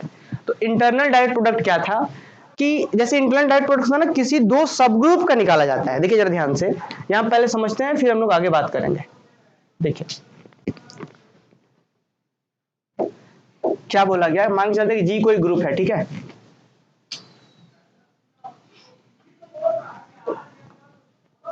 जैसे मान के चलते कि जी कोई ग्रुप है अपने पास, ठीक है, जी कोई ग्रुप है। इसी ग्रुप को पता है हम बोलेंगे इंटरनल डायरेक्ट प्रोडक्ट, लेकिन किसका? किसी दो सब ग्रुप का।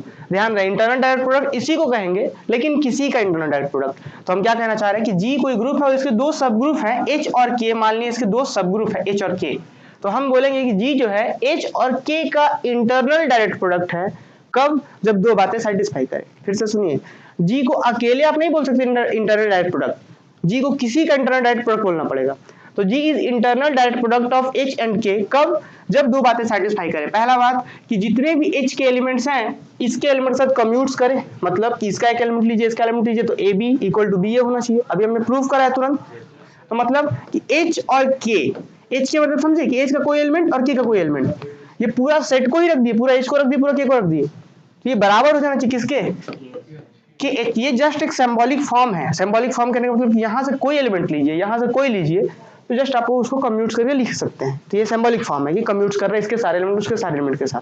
दूसरा क्या कहता है? दूसरा कहता है कि इसका कोई भी एलिमेंट लीजिए, उसको आप इन दोनों के एलिमेंट के प्रोडक्ट के रूप में एक यूनिकली एक्सप्रेस कर सकते हैं। अभी हमने प्रूफ करा था, याद है, G1 बाई G2 का एलिमेंट लिया था, प्रूफ करा था। ठीक उस तरीके से हम बोलेंगे इसका कोई भी एलिमेंट लेंगे ना, जैसे मान के चलते यहाँ से आप ले लीजिए A, तो आप इस A को लिख सकते हैं H1 इंटू K1 के बराबर, जहां पे H1 क्या H का एलिमेंट होगा, K1 K का एलिमेंट होगा। तो मतलब G का कोई एलिमेंट इस दोनों एलिमेंट के प्रोडक्ट के रूप में यूनिकली एक्सप्रेस कर सकते हैं। तब ये दो प्रॉपर्टी सेटिस्फाई करता है अगर H और K के साथ। तो इस G को बोलोगे G is an internal direct product of H and K। Internal direct product इसी का क्यों?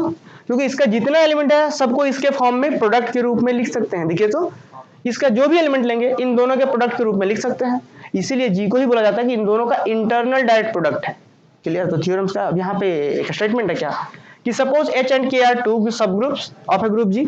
अच्छा, then we say that G is an internal direct product of H and K if, पहला बात, every element of H commutes with every element of K, that is K H equal to H K. ठीक है, that is, यहाँ पे कुछ नहीं है, इसको हटा देंगे आप लोग। अच्छा, दूसरा क्या, every element of G is uniquely express as an product of an element of H by an element of K. क्या बात समझ पाए? दिनेश तो नीचे देख रहे थे आप, समझ पाए? समझ पाए या नहीं समझ पाए? नहीं समझ पाए, हमको पता है कि आपको नहीं समझ में आया क्योंकि आप नीचे देख रहे थे, टोपी वगैरह कुछ कर रहे थे। टोपी लगा रहे थे। हाँ, देखिए क्या बोला गया यहाँ पे, देखिए G को H और K के दो सब ग्रुप हैं, हम G को बोलेंगे कि H और K का इंटरनल डायरेक्ट प्रोडक्ट है। कब? जब दो बातें सेटिस्फाई करें। पहला बात कि इसका कोई भी एलिमेंट लिए तो इसके किसी भी एलिमेंट के साथ कम्यूट्स करेगा। कम्यूट्स का मतलब कि अगर यहाँ से आप एक एलिमेंट A लीजिए, यहाँ से B लीजिए, तो क्या होगा, a B equal to b a होगा। कम्यूटेटिव को होल्ड करेगा किसी भी एलिमेंट के लिए, मतलब H का कोई एलिमेंट दे दीजिए, K का कोई एलिमेंट, तो H के को कि H लिख सकते हैं, और ये H के H क्या है, जस्ट सिंबल है कि इसका सारा एलिमेंट इसके सारे एलिमेंट के साथ कम्यूट कर रहा है, उल्टा लिख सकते हैं। दूसरा क्या कि इसका कोई भी एलिमेंट लेंगे ना तो इन दोनों के एलिमेंट के प्रोडक्ट के रूप में लिख सकते हैं। जैसे कि मान के चलते कि यहाँ पे अपने पास है 8, तो हम लिख सकते हैं कि 8 इज इक्वल टू एक एलिमेंट H का एक एलिमेंट K का प्रोडक्ट के रूप में लिख सकते हैं। समझ पाए? यहाँ से जो भी G से कोई एलिमेंट लेंगे तो H और K के एलिमेंट के प्रोडक्ट के रूप में लिख सकते हैं। यही चीज हमने डेफिनेशन लिखा था यहाँ पे, क्या है कि H और K कोई दो सब ग्रुप हैं, then we say that G is an internal direct product of H and K if पहला बात कम्यूट्स करे और दूसरा प्रोडक्ट के रूप में यूनिकली लिख सकते हैं। चलिए आगे बढ़ते हैं थ्योरम्स की ओर जल्दी से। थ्योरम्स लिखिए, लेट जी, चलिए लिखिए मत, हम ही लिखते हैं। थ्योरम्स नंबर 1 क्या है कि let a group G be an internal direct product, let a group G be N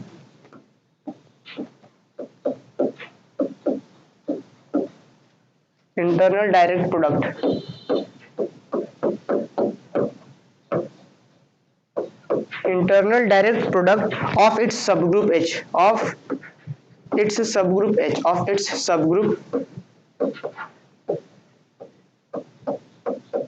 H and K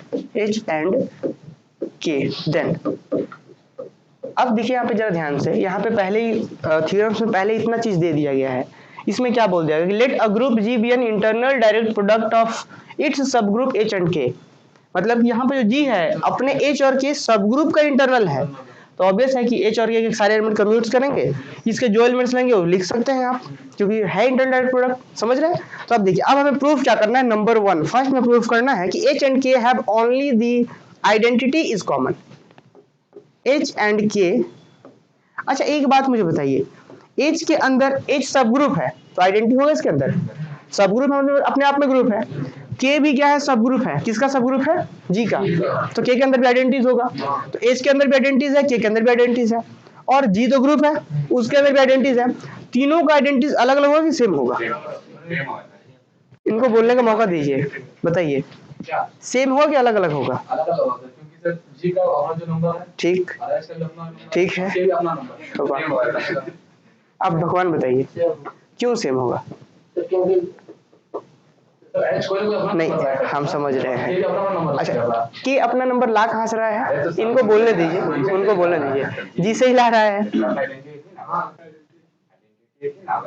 जैसे कि अगर मान के चलते जी के जगह पे जेड है, ठीक है, अब के जगह पे इवन नंबर का सब ग्रुप बना दिए, तो बताइए इसके लिए जो यहाँ पे आइडेंटिटीज है, क्या यहाँ आने के बाद बदल जाएगा उसका आइडेंटिटीज, बोलिए, क्योंकि ये तीनों का आइडेंटिटी जो है ना सेम है, हाँ, तो इसीलिए मतलब दोनों का सबका अलग अलग होगा। अरे भाई आप कहना क्या चाह रहे हैं कि सेम है कि अलग अलग है, तो यही चीज है, घर में रिवीजन नहीं कर रहे इसका मतलब, तीनों का आइडेंटिटी तो सेम होगा ना, क्योंकि एलिमेंट मेन तो जी है, इतना जी से ही ना एलिमेंट आ रहा है, यहाँ पे एच में जी से ही एलिमेंट आ रहा है, के में, तो आइडेंटिटी तीनों में सेम होगा। तो अब भाई जो आइडेंटिटी इसमें वही आइडेंटिटी में है ना, तो दोनों में कुछ कॉमन हो ना हो, आइडेंटिटी तो कॉमन होगा। और बोल रहा है कि अगर एच और के का जी इंटरनल डायरेक्ट प्रोडक्ट है तो सिर्फ और सिर्फ आइडेंटिटी ही कॉमन होगा और कुछ कॉमन नहीं होगा। आइडेंटिटी तो कॉमन है ये बात पता है, और आइडेंटिटीज ही कॉमन होगा, वो हमें प्रूफ करके दिखाना है, उसके अलावा कोई कॉमन नहीं होगा। चलिए हाँ वही, चलिए तो एच एंड के have only the identity element is common. देखिए हमको पक्का विश्वास है ऑनलाइन में सबका आंसर आ गया होगा।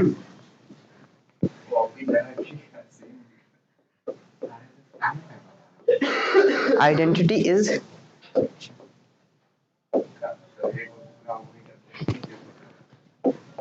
that is H intersection K is equal to identity। ठीक है, अब दूसरा क्वेश्चन लिखते हैं, नंबर 2, ये दोनों लास्ट क्लास, आज के क्लास का लास्ट क्वेश्चन होगा। G is isomorphic to the G is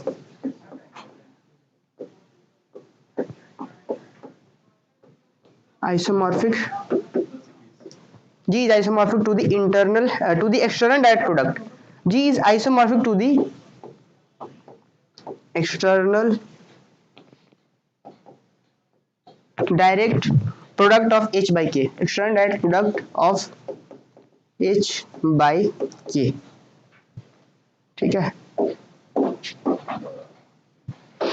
that is G is isomorphic to H by K। जल्दी से लिखिए यहाँ तक। और दूसरा वाला क्या कह रहा है, समझ में आया? दूसरा वाला क्या रहा है ना कि G is isomorphic to external direct product H by K। अब एक्सटर्नल डायरेक्ट प्रोडक्ट क्या है समझाने की जरूरत नहीं है, क्यों? क्योंकि भाई H भी क्या था अपने आप में तो सब ग्रुप है, बट अपने आप में तो ग्रुप है, K भी क्या अपने आप में ग्रुप है, तो जो ग्रुप का प्रोडक्ट को ही तो एक्सटर्नल डायरेक्ट प्रोडक्ट कहते हैं। तो मतलब क्या दिखाना है कि G is isomorphic to the external direct product, किसका? H/K का, मतलब G is isomorphic to H/K हमें दिखाना है। फिर से वही बात, एक मैपिंग यहाँ से यहाँ लेंगे और दिखा देंगे 1 1 1 2 और प्रिजर्व कंपोजिशन। चलिए बहुत सही, घर में प्रैक्टिस करना इसी के जैसा। आगे बढ़े प्रूफ में। तो आइडेंटिटीज कॉमन होगा, सिर्फ आइडेंटिटीज ही कॉमन होगा, कैसे दिखाएंगे हम लोग? अच्छा कॉपी दैट क्या सेम, चलिए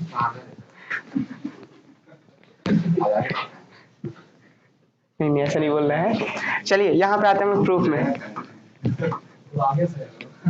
आगे बढ़े। यहाँ पे प्रूफ में क्या दिखाना है? दोनों का आइडेंटिटीज ही कॉमन होगा। तो हम मान के चलते कि कोई H कोई एलिमेंट है जो दोनों में है। अब दोनों में तो कैसे कैसे क्या प्रॉपर्टी सेटिस्फाई करेगा देखते हैं हम लोग। आइए प्रूफ में आते हैं, लिखिए प्रूफ जल्दी से। प्रूफ नंबर 1 का लिखिए, let x belongs to H and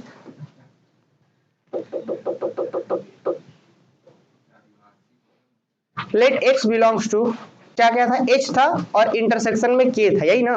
तो दिस इंप्लाई दैट ये कहां जाएगा? x बिलोंग्स टू H में भी and x belongs to K में भी। सेम अभी हम लोग पढ़े हैं, इस वजह से यहाँ समझाना नहीं चाह रहे हैं हम, ठीक है? क्लियर है ये चीज? चलिए अब बताइए, H और K दोनों का दोनों सब ग्रुप था, तो जो एलिमेंट H में है मतलब सब ग्रुप में है, उसका इनवर्स कहाँ होगा? उसमें होगा या नहीं होगा? क्योंकि ये सब ग्रुप मतलब अपने आप में ग्रुप है, इनवर्स वाला प्रॉपर्टी सेटिस्फाई कर रहा है, ठीक है? तो कह सकते हैं, रीजन लिखिए कि since H and K is a group itself, या फिर इज अ सब ग्रुप लिख सकते हैं कि इज अ सब ग्रुप, देयरफॉर जो x इनवर्स होगा वो भी H में होगा और x का जो इनवर्स होगा वो भी K में होगा। क्या यहाँ पे क्लियर? अब हम आते हैं, since G is an internal direct product of H and K, question में दिया हुआ था ना कि G जो था H, यहाँ तक क्लियर हुआ या नहीं हुआ? दिखाना क्या है इस बार इस क्वेश्चन में बताइए तो। दोनों के अंदर में सिर्फ और सिर्फ आइडेंटिटी ही कॉमन है। हम मान के चले कि x कॉमन है और दिखा दें कि यही x बराबर होगा आइडेंटिटीज के। तो थोड़ा सा x कॉमन था तो दोनों में चला गया, दोनों सब ग्रुप है तो क्या होगा? दोनों अपने आप में इनवर्स भी होगा, इनवर्स भी जाएगा दोनों के अंदर। अब हम लिख रहे हैं कि since G is an internal direct product of H and K, देखिए यहाँ पे, since G is an internal direct product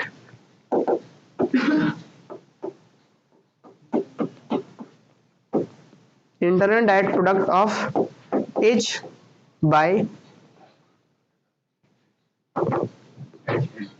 H and K, कि H और K का जो है G इंटरनल डायरेक्ट प्रोडक्ट था, तो देयरफॉर क्या सकते हैं कि every element G in capital G can be uniquely express, समझ रहे हैं?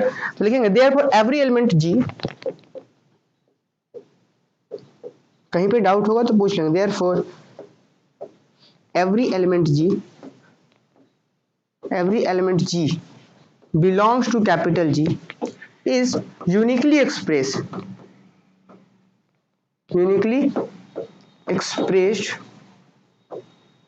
as the product of uniquely expressed in the form of, ये डायरेक्ट लिख देते हैं, uniquely expressed in the form of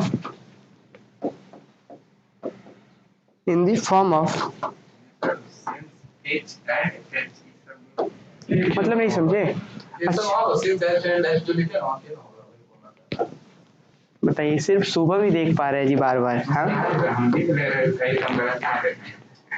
since H and K is a सब group, clear? अब हम लोग लिख दिए, since G is an internal direct product, G क्या था? इंटरनल डायरेक्ट प्रोडक्ट था H और K का। तो हमने अभी तुरंत प्रॉपर्टी पढ़ा था, दूसरा प्रॉपर्टी कि G के हर एक एलिमेंट को हम एक्सप्रेस कर सकते दोनों के एलिमेंट में। तो हम बोले कि therefore every element G belongs to G is uniquely expressed in the form of कैसा फॉर्म भाई? G is equal to H K, लिख सकते हैं कि नहीं लिख सकते हैं कि G equal to H K लिख सकते हैं? तो ठीक उसी के जैसा अब यहाँ पे देखिए, G इक्वल टू, और जब हम H K लिख सकते हैं, जहां पे आपको पता है कि वेयर H K कहाँ होगा, वेयर स्मॉल h कहाँ होगा? H में, और K कहाँ होगा? कैपिटल के में यहाँ पे इसको स्मॉल कर दीजिए आप लोग जैसे करते हैं, ठीक है। अच्छा अब हम क्या करते हैं, also we can write, also we can right,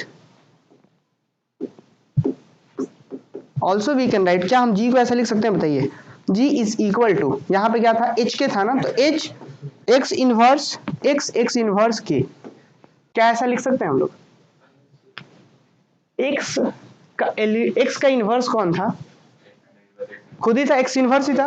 तो बताइए हम बीच में एच के बीच में एक आइडेंटिटी ई डाल सकते हैं, तो ई को हम एक्स इनवर्स लिख सकते हैं, और सब एलिमेंट कहाँ का है, फाइनली अगर देखा जाए तो ग्रुप का है कि नहीं जी का, ये एच का था ये के का था, तो एच और के के जितने एलिमेंट्स है वो तो ग्रुप में है, तो सब का सब ग्रुप में है, मतलब एसोसिएटिव वाला प्रॉपर्टी यूज कर सकते हैं। तो क्या हम इसको ऐसे लिख सकते हैं, एच एक्स को एक साथ और एक्स इनवर्स के को एक साथ कर सकते हैं। इससे बेनिफिट क्या होगा जरा देखिए, आप यहाँ पे चाहें तो एक रीजन लिख सकते हैं कि वेयर, अब बताइए एच एक्स कहाँ का जाएगा एलिमेंट, हाँ बहुत सही, क्यों, क्योंकि इसके जो भी एलिमेंट्स होंगे उसको तो यूनिकली लिख सकते हैं ना हम लोग, और अभी अभी हम लोग जी को तो ऐसा लिख दिए जी इक्वल टू एच एक्स और एक्स इनवर्स के लिख दिए, तो इसका मतलब ये जो एच एक्स है कहाँ का एलिमेंट हो गया, कैपिटल एच का, और ये एक्स इनवर्स के कैपिटल के का एलिमेंट हो, क्यों होगा, क्योंकि इधर से जो एलिमेंट था उसको इसी फॉर्म में लिख सकते हैं, दूसरा नहीं हो सकता है, तो हम यूनिकली वाला कॉन्सेप्ट यूज किया, तो where H X belongs to capital H and X inverse K belongs to capital K. क्या यहाँ तक समझ पाए, जल्दी से लिखिए, आगे हम लोग कंप्लीट करते हैं।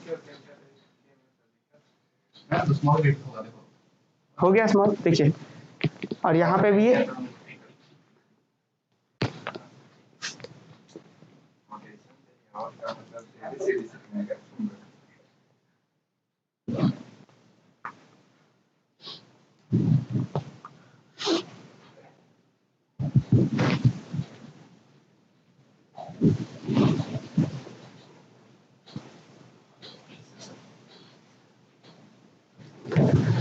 क्लियर यहाँ तक, ठीक है। चलिए अब एक छोटा सा कॉन्सेप्ट यूज करेंगे और हम दिखा पाएंगे, अच्छा किससे आइडेंटिटी दिखाना है आप लोग बताइए, हाँ एक्स ही आइडेंटिटी, एक्स बराबर ही ई है वही हमें दिखाना है ना। तो अब एक बार फिर से समझिए, हमने एक्स लिया इंटरसेक्शन से और हम देखें कि इंटरसेक्शन में तो दोनों में होगा और दोनों सब ग्रुप है तो दोनों का इन्वर्स भी होगा उसी में, तो हम क्या किए, चूंकि भाई जी का कोई भी एलिमेंट लीजिए तो उसको एच के रूप में लिख सकते हैं, और कैसा यूनिकली लिख सकते हैं कि अगर जी इक्वल टू एच के है और इसी एच के को हम क्या लिख दिए H x x inverse K, तो अब बताइए वही जी था और इसी जी को हम क्या लिखे थे एच के, और इसी जी को हम लिख दिए क्या एच एक्स और एक्स इनवर्स के। तो अब मुझे बताइए यहाँ पे जो दो यूनिकली एक्सप्रेशन है अलग अलग, क्या वो दोनों अलग अलग होगा, जी इक्वल टू एच के और यहाँ पे जी इक्वल टू एच एक्स और एक्स इनवर्स के, ये हमने बोला कि जी को तो आप लिख ही सकते हैं ऐसा, और जब ऐसा लिख सकते हैं तो हमने कॉन्सेप्ट यूज करा आइडेंटिटी का और ऐसा लिख दिए, तो वही एक ही जी के दो एक्सप्रेशन आ गए, क्या दोनों अलग अलग होंगे, यूनिक होंगे, सेम होंगे, क्योंकि हमने कॉन्सेप्ट की डेफिनेशन ही पढ़ा कि यूनिक एक्सप्रेशन, तो मतलब यहाँ का जो एच है किसके बराबर होगा, एच एक्स होगा, के जो बराबर होगा एक्स इनवर्स के बराबर, तो हम ये वाला कॉन्सेप्ट यूज करेंगे। तो कैसे हम बोलेंगे कि भाई h इज इक्वल टू क्या एच एक्स, तो आप बताइए कि h के साथ हम ये ऑपरेट किए और h ही आ गया, तो मतलब x किसके जैसा काम कर रहा है, आइडेंटिटी जैसा, तो हो गया x equal to identity, simple. तो कैसे करेंगे, तो हम लिखेंगे since the expression for g is unique, since the expression for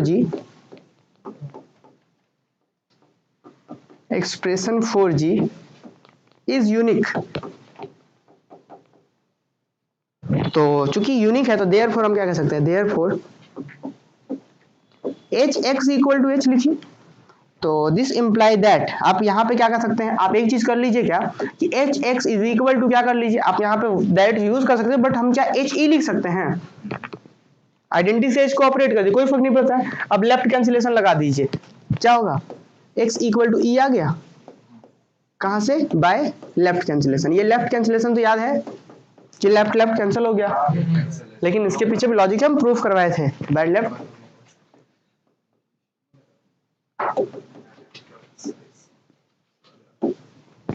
bye left cancellation law. तो हम क्या कह सकते हैं कि therefore e is the only element common to both h and k, तो हम यहाँ पे एक लाइन लिखते हैं, वापस छोटा करना पड़ेगा इसको, चलिए कर देते हैं,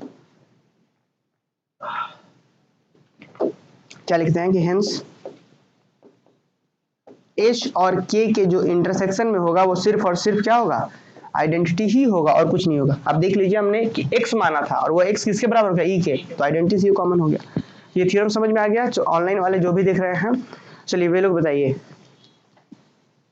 अच्छा कमेंट क्या देखना है, एकदम मैंने गधा है क्या, इसको ब्लॉक करते हैं अभी। कभी कमेंट देख लिया कीजिए, मतलब क्या हम नहीं देखते कमेंट?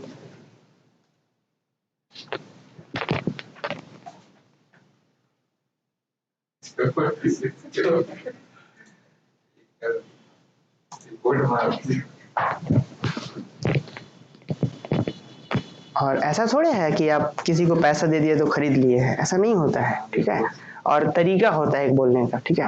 एक बच्चा है, हम बताया ना, इस बार भी हम बहुत ऐसे स्टूडेंट को जिससे हम 500-500 रुपये किसी से पैसा भी नहीं लिए हैं, पढ़ रहे हैं लोग। हम कभी पैसा के लिए किसी को नहीं बोलते कि नहीं पढ़ना है, लेकिन एक तरीका, एक लड़का क्या बोला, हम आप लोग को बताते हैं। धनबाद की एक है, पता नहीं धनबाद क्या है ना, कहाँ क्या है, इस तरीके से थोड़ा अलग तरीके से रूड हो गए कि सर हम तो दे ही नहीं पाएंगे, ये नहीं कर पाएंगे, उन्होंने अलग तरीका। तो बोलने का तरीका नहीं होता, देख लिया कीजिए, मतलब क्या समझ रहे हैं हम, क्या हम नहीं देख रहे हैं? हमको ऑफलाइन से, हम शुरू से कहते हैं कि ऑफलाइन से ज्यादा मेरा रिस्पॉन्सिबिलिटी ऑनलाइन के प्रति है, शुरू से कहते हैं कि ऑफलाइन मेरे लिए तब, और हम देख ही रहे हैं, कैसे नहीं देखेंगे। चलिए आगे बढ़ते हैं। ये समझ में आया नहीं आया आप लोग को? चलिए आगे बढ़ते हैं। नंबर सेकंड,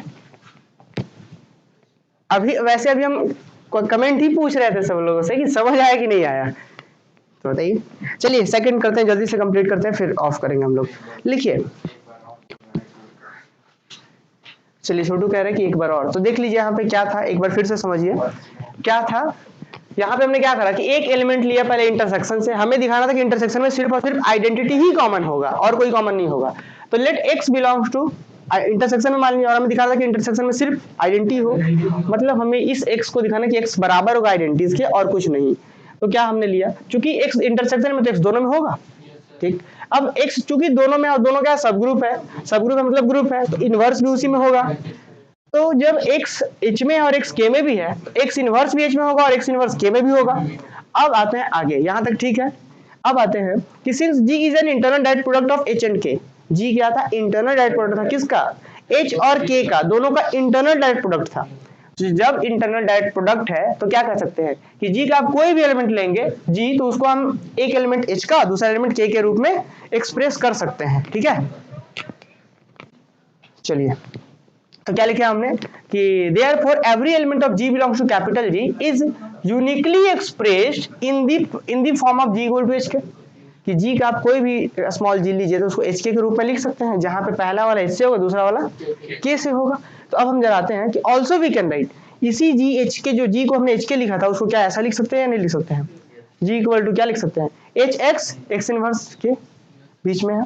अब ये सब एलिमेंट G का तो एसोसिएटिव लगा सकते हैं, तो इसी G को हम क्या लिख दिए, अब इसी G को यही कॉन्सेप्ट यूज करके, इसी एक्सप्रेशन का यूज करके हमने लिख दिया G equal to HX, X inverse के।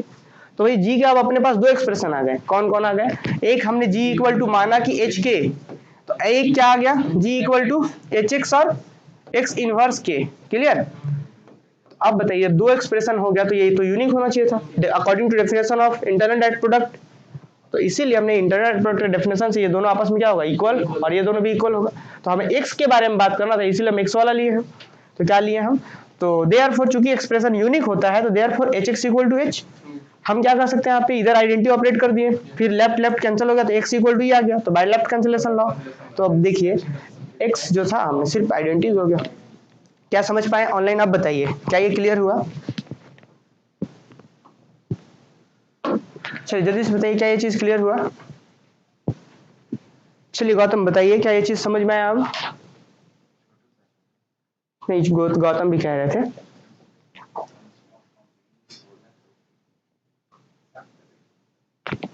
चलिए ठीक है, आगे बढ़ते हैं हम लोग, ठीक है। आप लोग को समझ में आ गया ना? ठीक, आगे बढ़ते हैं। अब देखिए नंबर सेकंड वाला में क्या प्रूफ करना था हमें, सेकंड में हमें प्रूफ करना था, किसी आइसोमॉर्फिक प्रूफ करना था हमें G इज, देख लेते हैं हम एक बार कि G इज आइसोमॉर्फिक टू, कि capital G is isomorphic to H by K। तो हमें क्या करना होगा, इसे इसके आइसोमॉर्फिक दिखाना, तो एक मैपिंग ढूंढना होगा। मान लेते हैं एफ जो कहाँ से डिफाइन होना चाहिए, जी से एच बाई के के अंदर, यहाँ के होगा एच बाई के अंदर डिफाइन होना चाहिए। तो आपको एक बात तो पता ही है कि चूंकि ये इंटरनल डायरेक्ट प्रोडक्ट है, तो इसके जो भी एलिमेंट लेंगे उसे तो आप एच के रूप में लिख ही सकते हैं। तो हम क्यों ना ऐसा मैपिंग ही डिफाइन करें कि अगर यहाँ से आप लेते हैं जी, तो इसको जो हम बना रहे हैं वो यही वाला एक्सप्रेशन जो करते थे वही दोनों एलिमेंट ले लें। समझ पा रहे, लॉजिक यहाँ पे थोड़ा समझिए। जी को एच के रूप में लिख सकते थे तो, और यूनिक लिख सकते हैं, तो जी को जो यूनिक में लिख सकते थे उसी तरीके से मैपिंग थोड़ा एडजस्ट करके डिफाइन कर रहे हैं कि एफ जी लिए, यहाँ का एलिमेंट लिए जी, तो कौन सा एलिमेंट दे रहा है, इसका एच बाई के का ऑर्डर पेयर से देता है, तो ऑर्डर पेयर से दे दिए। समझ पा रहे हैं, तो इस तरीके से होगा। हम और भी बहुत सारा तरीका है, हम लोग यहाँ पे एक तरीके को फॉलो करेंगे, तो जल्दी से लिखिए और उस मैपिंग को दिखाएंगे 1-1 ऑनटू और प्रिजर्व्स कंपोजिशन। ठीक है, जल्दी से लिखिए प्रूफ में नंबर 2 का कि let G be N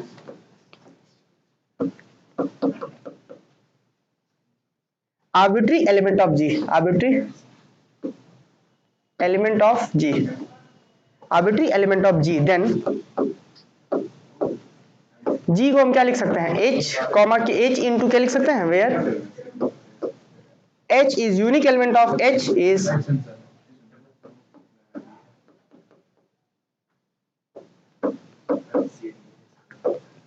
unique element of H and K is unique element of K is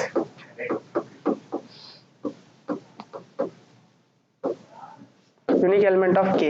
ये बात आप लोग समझ पाए क्या, एक बार बताइए। देखिए यहाँ पे बोला गया जी इक्वल टू एच के लिख सकते हैं, एच और के क्या होता है, यूनिक होगा, क्योंकि इसके अलावा जी के पास, जी के लिए, जी के एक्सप्रेशन के लिए एच के पास सिर्फ और सिर्फ एक ही होगा जिसको एच बोल रहे हैं, और के पास सिर्फ और सिर्फ स्मॉल के ही होगा। सारे बात समझ में, इसके अलावा कोई और यूनिक नहीं, मतलब यूनिक है ये, इसके अलावा कोई नहीं हो सकता है। समझ पा रहे हैं। तो बोला गया कि हम मान के जी कोई भी एलिमेंट ले लिए जी का, तो क्या बोल दिए जी इक्वल टू एच के, क्योंकि इंटरनल डायरेक्ट प्रोडक्ट था, जी क्या था, जी तो कैपिटल एच और कैपिटल के का इंटरनल डायरेक्ट प्रोडक्ट था ना। तो इंटरनल डायरेक्ट प्रोडक्ट का दो डेफिनेशन, सॉरी दो कंडीशन, पहला क्या कि इसका सारा एलिमेंट कम्यूट्स करे, दूसरा एलिमेंट क्या कि इसका जो भी एलिमेंट लेंगे इन दोनों के एलिमेंट के रूप में यूनिकली एक्सप्रेस कर सकते हैं, एलिमेंट के प्रोडक्ट के रूप में। समझ पा रहे हैं। हाँ जी, हाँ स्मॉल के होगा वहां पे।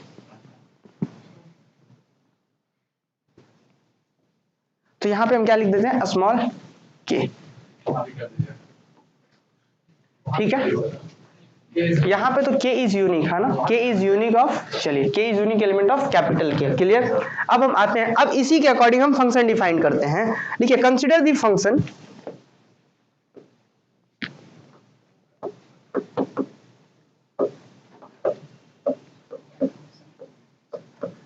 कंसीडर द फंक्शन फाई, कहां से ले रहे हैं हम लोग, g से कहां लिए, g से h बाई k के अंदर, और k कौन सा, कैपिटल के स्मॉल, क्योंकि सब ग्रुप है तो सब ग्रुप मतलब सेट होता है। अच्छा डिफाइंड बाय, इस तरीके से डिफाइन कर रहा है ना, डिफाइंड बाय कि हम फाई के अंदर अगर g डालेंगे तो क्या आएगा, ऑर्डर पेयर आएगा h कॉमा k। ठीक है, यहाँ पे स्मॉल के, ठीक है, for all g belongs to capital G।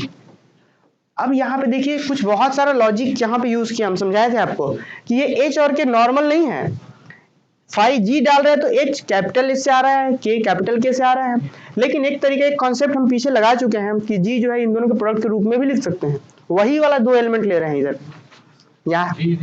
यहाँ तो h बाई k का कुछ भी एलिमेंट आप ले सकते थे, लेकिन कौन सा, इससे रिलेटेड ही एलिमेंट ले रहे हैं हम, इस तरीके से मैपिंग डिफाइन कर रहे हैं, 1-1 1-2 दिखा देंगे तो वेल डिफाइंड हो जाएगा। और उसके बाद हम बात कर देंगे प्रिजर्व्स कंपोजिशन। समझ पा रहे हैं, जल्दी से लिखिए, आगे बढ़ते हैं हम लोग। इसको हम लोग आगे बढ़ाते हैं।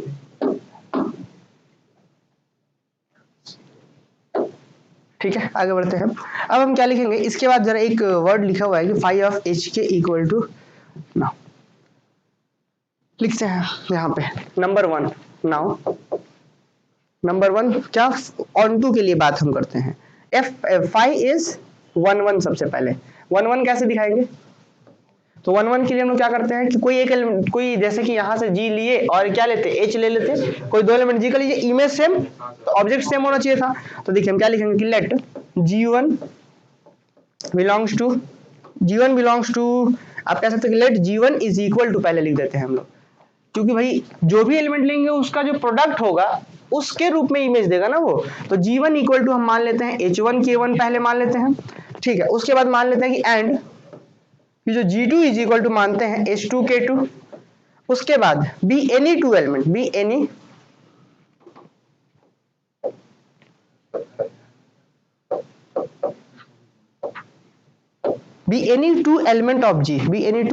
ऑफ G where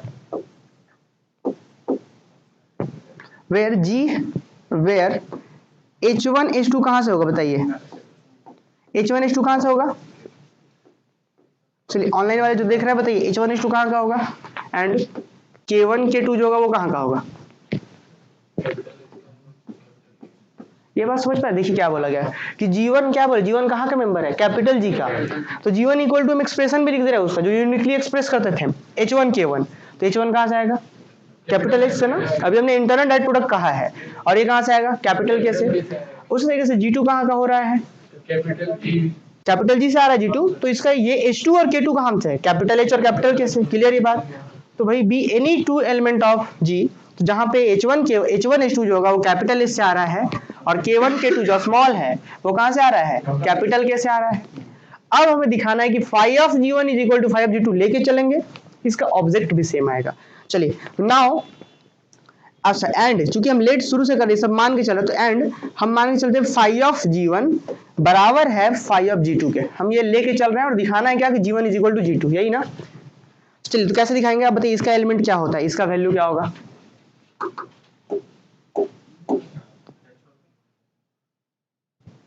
तो बताइए इसका क्या इंप्लाई करेगा, फाई ऑफ G1 कितना आएगा, H1 K1। ये कहां से आ गया, क्योंकि भाई G1 का एक्सप्रेशन H1 K1 था, तो हमने फंक्शन ही ऐसा डिफाइन करा कि ये देता है ऑर्डर पेयर्स, और ये क्या बराबर होगा, H2 और K2 के बराबर।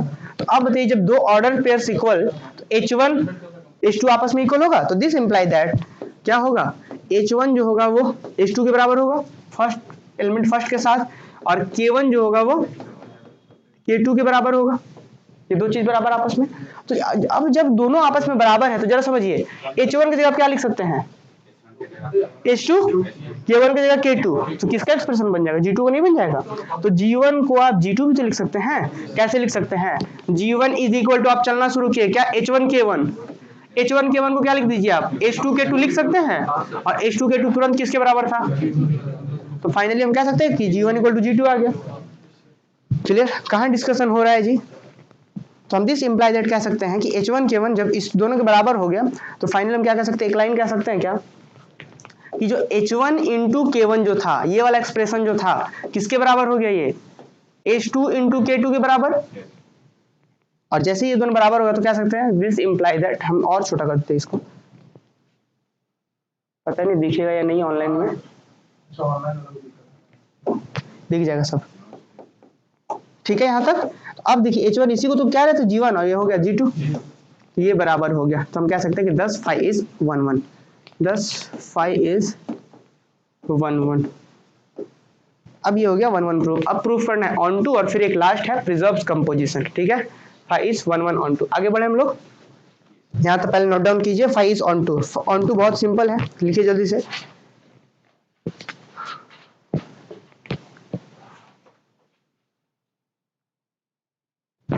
1 hours 28 मिनट। आगे बढ़े, लिखते हैं phi is onto number 2।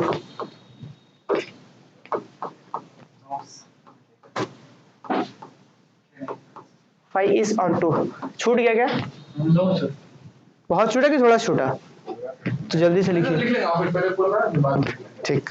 Phi is on to के लिए क्या दिखाना होगा, अच्छा हम लोग कहाँ से लेके चले जरा बताइए, तो G से कहाँ लेके जा रहे हैं, H बाई K में जा रहे हैं ना।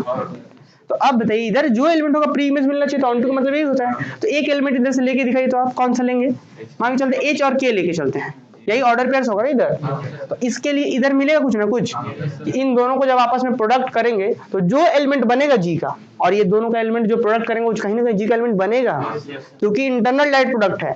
तो जब दोनों से जो एच के से बनाएंगे, एच और के से, वो कहीं ना कहीं जी का एलिमेंट होगा कोई, तो भाई इसके लिए तो मिल जाएगा एच के।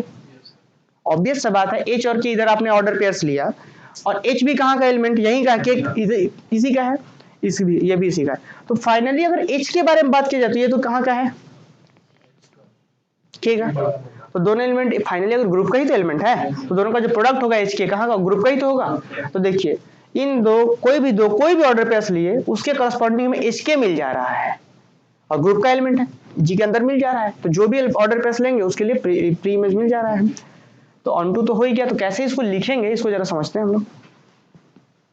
तो जो लोग शुरू से नहीं देख रहे हैं उनके लिए ग्रुप नहीं है, क्योंकि आप ग्रुप में देख रहे हैं कि सब कड़ी एक दूसरे से है, और जो लोग शुरू से देख रहे हैं उनको हम बता भी दे कि हम लोग ग्रुप से शुरुआत किए थे, कि सेट क्या होता है, बाइनरी ऑपरेशन क्या होता है, वहां से शुरू किए हैं, फिर यहाँ तक अभी हम लोग पहुंचे हैं। तो चलिए अब हम मान के चलते हैं कि let h comma k be any element of H K, be any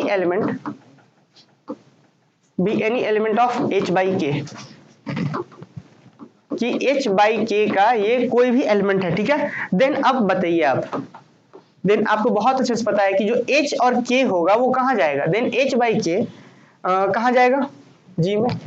क्यों जाएगा, क्योंकि जो स्मॉल h है कहाँ का है, कैपिटल H का, k कहाँ का है, कैपिटल K का। ओवरऑल बात किया जाए तो ये h और k जो है वो g का नहीं है, क्योंकि ये तो उसी का सब ग्रुप था, ये भी सब ग्रुप था, तो दोनों तो g का है, तो दोनों का प्रोडक्ट भी कहाँ होगा, तो वही हम लिखे हैं कि let H K be any element of H by के। तो जब ये ऐसा होगा तो एच के जी में जाएगा, और एच के जी में इस तरीके से जाएगा, इसका इमेज डालेंगे तो वो हो जाएगा। तो कह सकते हैं एंड वी हैव ये इस तरीके से होगा कि जैसे ही आप फाई के अंदर एच के डालेंगे तो क्या आएगा, ये एच के समझ रहे हैं, एच के मतलब आप मान लीजिए कि जो दो एलिमेंट को प्रोडक्ट करके जी का एलिमेंट बना रहे हैं, वो इसका नाम दे दिए सी, बोल सकते हैं या नहीं बोल सकते हैं, तो हम सी की जगह पे एच के ही रहने देते हैं, कोई फर्क। तो एच के किसके बराबर होगा, किसके बराबर होगा,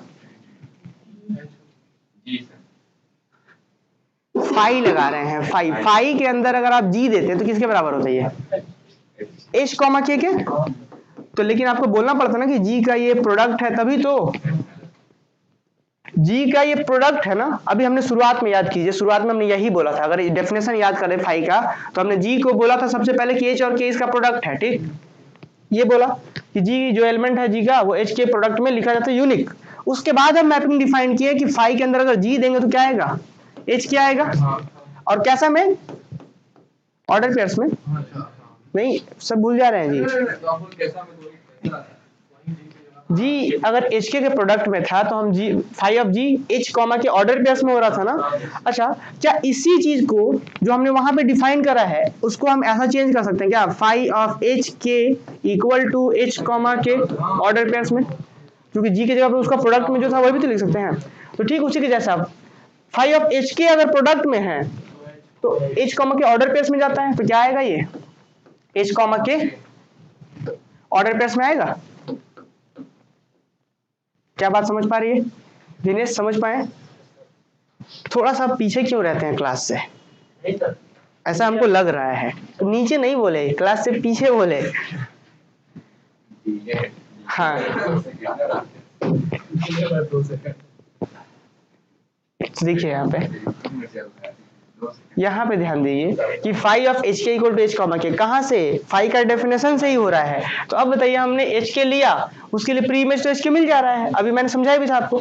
तो भाई क्या हो गया, तो therefore phi is onto, तो therefore phi is onto हो गया यहाँ पे। तो जल्दी से ऑनलाइन वाले बताइए क्या यहाँ पे कहीं दिक्कत है तो फिर पूछिए, और फिर हम लोग आगे बढ़ते हैं।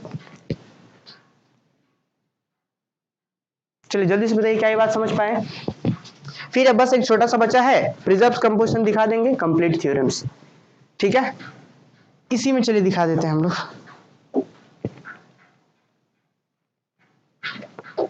चलिए नंबर 3 ना,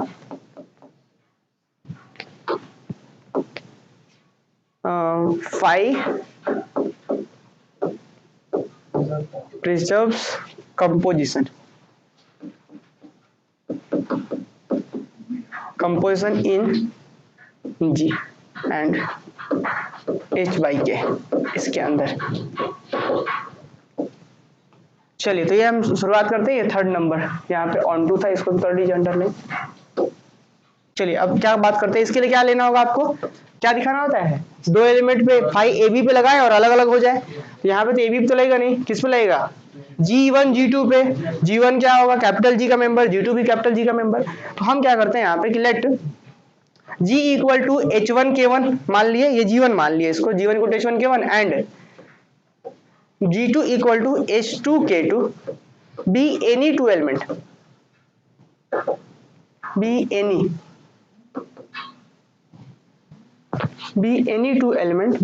two element,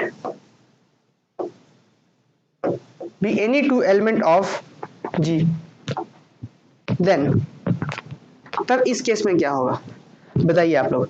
फाई ऑफ हम G1 G2 लेके चल रहे हैं प्रोडक्ट में, फाई ऑफ G1 G2। तो अभी हम इसको क्या कर रहे हैं, कुछ भी देखिए, फाई ऑफ G1 G2 अपने आप में क्या आपको पता है, हम इसको क्या कर देते हैं, फाई को फाई ही रहने देते हैं।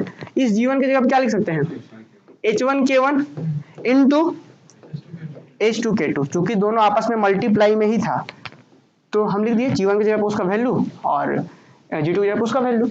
अब क्या करते हैं, थोड़ा सा हम इसको और अरेंज कर लेते हैं, क्योंकि सभी एलिमेंट कहाँ के हैं, G के ही, फाइनली तो G के ही है ना, एसोसिएटिव होंगे, आगे पीछे कर सकते हैं। तो क्या हम इसको लिख सकते हैं, H1 H2 पहले, फिर K1 K2 बाद में, कर सकते हैं ऐसा हम लोग। अब देखिए इसी चीज को हम फिर से वापस फाइनली क्या लिख सकते हैं, इसका जब हम इमेज की बात करेंगे तब क्या आएगा, अभी हमने यही कहा ना, ये तो सब अभी प्रोडक्ट में है ना, देखिए यहाँ पे ये तो सब अभी प्रोडक्ट में है, कैसे है, phi of H1 K1 H2 K2, हम थोड़ा सा अरेंज कर लिए, H1 H2 कर लिए एक एलिमेंट, ये किसका एलिमेंट है, वेरी गुड, ये H का है और ये कैपिटल K का है। अभी हमने अभी आपको थोड़ी देर पहले यहाँ पे यूज किया, देखिए यहाँ पे यूज किया है, एक प्रोडक्ट यूज किया, समझाए थे आपको इसको कि फाई ऑफ अगर H के आए तो किसके बराबर होता है, ये H comma K order pairs में आ जाता है। और ये देखिए तो क्या, H का एक एलिमेंट, दूसरा K का एलिमेंट, प्रोडक्ट में है ना, दोनों प्रोडक्ट में था तो ऑर्डर पेयर्स में जा रहा था। डेफिनेशन ऑफ फाई से, फाई का डेफिनेशन को लॉजिकली यूज कर रहे हैं, तो क्या हम इसको ऐसा लिख सकते हैं कि ये तो ऑर्डर पेयर्स में बन जाएगा। कैसा ऑर्डर पेयर्स बनेगा, तो ये बनेगा H1 H2 इंटू में कॉमा K1 K2। तो ध्यान दीजिए ऊपर में मल्टीप्लाई है और यहाँ पे कॉमा हो गया है, फंक्शन के हटने से ये इमेज दे दिया। तो अब बताइए यहाँ पे हम इसको ऐसा लिख दिए। अब फिर से वापस क्या करते हैं, इसको हम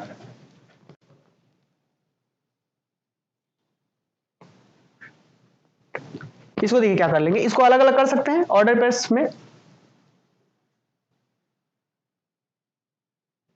देखिए क्या कर सकते हैं इसको हम लोग, this is equal to H1 K1 कर सकते हैं, H1 K1 ऑर्डर पेयर्स में इनटू H2 K2। अब बताइए इसको वापस क्या लिख सकते हैं, फाई ऑफ H1 K1, दोनों का प्रोडक्ट ना, इसके अकॉर्डिंग H1 K1, तो phi of H1 K1 into phi of H2 K2। अब इसके बाद क्या करते हैं, यहाँ पे लिख देते हैं, देखिए बॉक्स बना देते हैं। तो इसके बाद इधर तो क्या हो गया, यहाँ से ये चीज बराबर हो गया किसके, तो यहाँ पे चल रहा है, इधर अपने पास चल रहा है फाई ऑफ G1 G2 चल रहा है, और ये बराबर हो गया किसके, ये तो फाई ऑफ G1 ना, इसको लिख सकते हैं phi of G1 into phi of G2। क्या यही प्रूफ करना था हमें। तो फाइनल क्या कह सकते हैं कि हेंस फाई इज आइसोमॉर्फिज्म। तो कह सकते हैं कि therefore phi is isomorphism, phi is isomorphism, hence phi isomorphic हो गया तो क्या हो गया, G इज आइसोमॉर्फिक टू किसके आइसोमॉर्फिक हो गया, हेंस द थ्योरम लिख दीजिए। चलिए तो जो ऑनलाइन देख रहे हैं वे लोग बताइए क्या ये बात सबको समझ में आया। चलिए वापस, पता है एक बार जब यहाँ से जो ब्लॉक हो जाते हैं लोग, फिर वापस हमको ढूंढना पड़ेगा, इसलिए अभी हाइड कर देते हैं अनहाइड, क्योंकि भाई फी दिए हैं। चलिए ठीक है, तो ध्यान रखेंगे चंदन इस चीज का कि किसी भी चीज को बोलने का एक तरीका होता है, ठीक है। ऐसा आप कह सकते थे कि हम कभी कमेंट देखते ही नहीं है, कमेंट देखा करिए सर, कमेंट देखा करिए सर, वो ऐसे आप चलिए ठीक है, तो ये चीज का तरीका होता है, आपको पता है, क्योंकि अपना ये सब जो भी हम खरीद पाए ना ऑफलाइन से हम इतना ही कमाते हैं कि जितना यहाँ का रेंट दे पाते हैं। ठीक है, उस वो भी कभी कभी हम लोग को इधर से ऑनलाइन से ही देना पड़ता है, तो ऑनलाइन ज्यादा इंपॉर्टेंट है। ये सब जो भी हम लोग खरीद पाए हैं सब ऑनलाइन के पैसा से ही खरीद पाए हैं। ठीक है, और आगे भी बहुत सारा प्लान है ऑनलाइन के पैसा से ही, तो ऑनलाइन ज्यादा इंपॉर्टेंट है, तो ऐसा कहना गलत है। ठीक है, कि ऑनलाइन नहीं देखते हैं, तो देखते हैं, कमेंट तो देखना ही है। हाँ बताइए। चलिए सही है, सब लोगों को समझ में आया। तो अब आप लोग का होमवर्क ये है कि इसको बहुत अच्छे तरीके से प्रैक्टिस कीजिए, जो अभी तक हो चुका है थ्योरम्स वगैरह, और सब लॉजिक है। चलिए चलिए बहुत अच्छा। अब देखिए ये पेशेंस वाला बहुत अच्छा बात है कि आप पेशेंस इतना है कि आप लोग क्लास 1 1 आवर्स 30 40 मिनट्स तक हो गया आप लोग देख रहे थे, आप लोगों के पास हालांकि ऑप्शन नहीं था, लेकिन जो ऑनलाइन देख रहे हैं उन लोग वे लोग देखिए खुद स्ट्रक्चर। चलिए हम लोग आगे मिलते हैं अगले क्लासेस में। ठीक है, तो चलिए इसको ऑफ करते हैं। सर वो वीडियो देखेंगे सर, कौन सा? एक टीचर बोलता है हम बच्चों लोग आप लोग के लिए इतना मेहनत करते हैं।